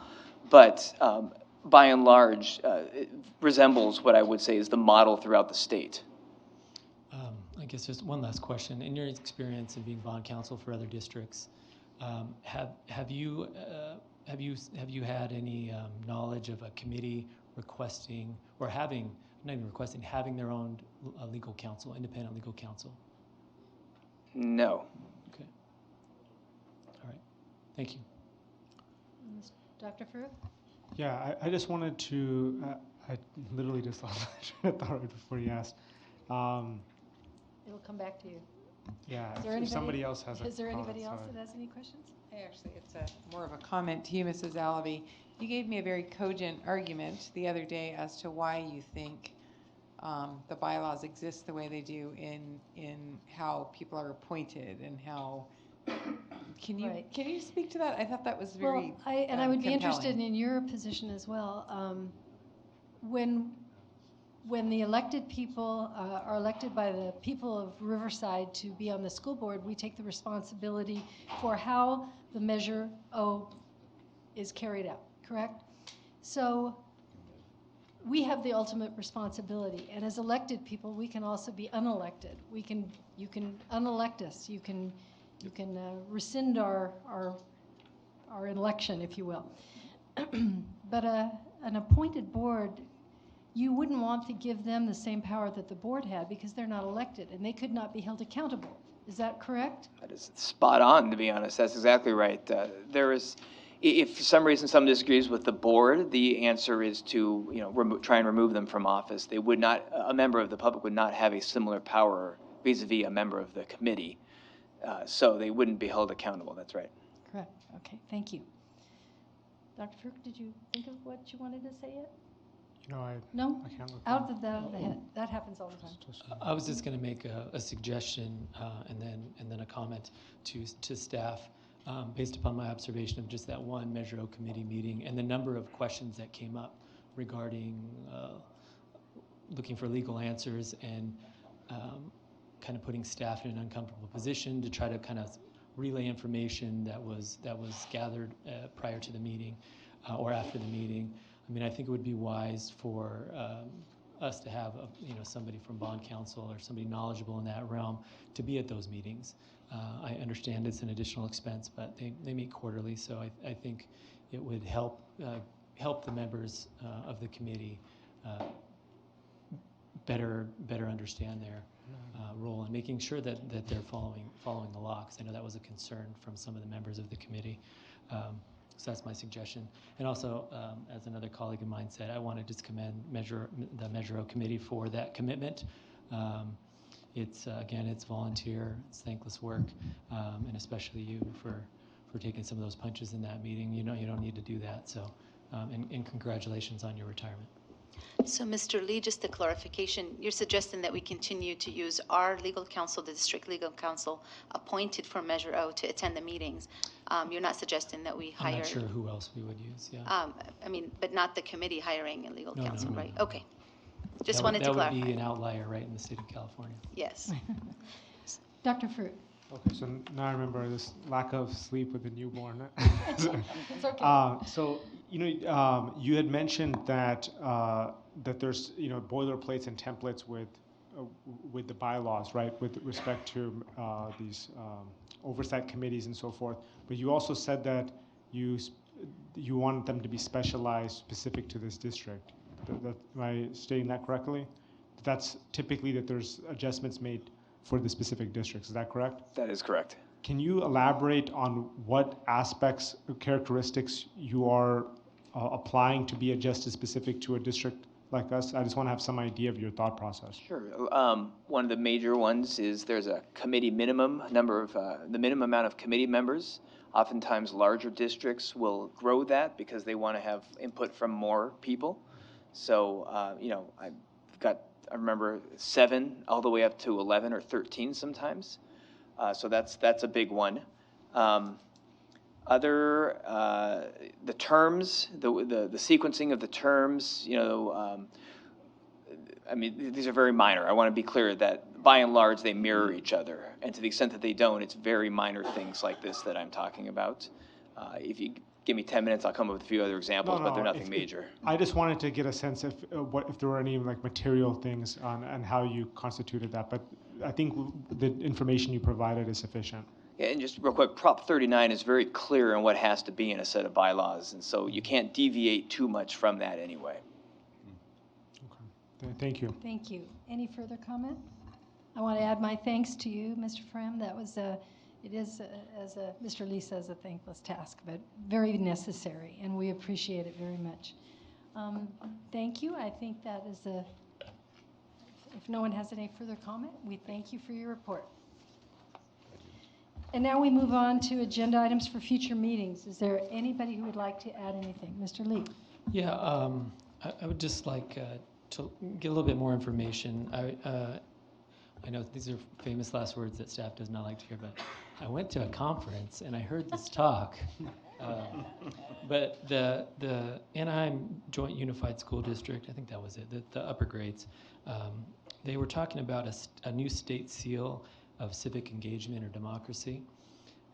And it sounded like it was pretty general in nature, and it gave a lot of latitude for districts to encourage this for students to go for this seal. And so I know Anaheim has been at this for a long time, and they have some really good data to show that the work that they're doing that will allow students to gain this seal has improved their SBAC scores, and that has actually led them to not do interim assessments. So saving time on testing while providing students an opportunity to improve their language skills, their presentation skills, their research and critical thinking skills. So I don't want to make it clear, I'm not advocating that we start a whole new program. That we started that process to do that. Okay, well they have. Okay, well then that's great. I haven't heard about it, so we can get more information about it. But I really like the data that was backing up this work. So if I could get some information on that, I appreciate it. Thank you. We will put that on the list. Can I Yes. ask that? Is there going to be a report, Ms. Carmen Day, coming back to us? I remember our history teacher, what's her name? I can't remember. Is working on it, heading it up. Carolyn Power, yes, we'll bring it back and we'll get more information. Was there a plan to do that already? Well, the new plan, the deviation from the plan, I think should be to visit Anaheim. He just said, have a nice trip. So okay. That's one thing we're going to do, and then we'll get the information back to the board. Okay, thank you. Because we heard about it in academic oversight, so I don't think it's come to the full board yet. So that's why I'm asking. All right, thank you. Thank you. Any further comments? I'm going to be speaking to the board about what subcommittees you might want to be on, so please be giving that some thought, how you want to spend the next year. And if there is no other thing, I will now call the meeting adjourned. Thank you.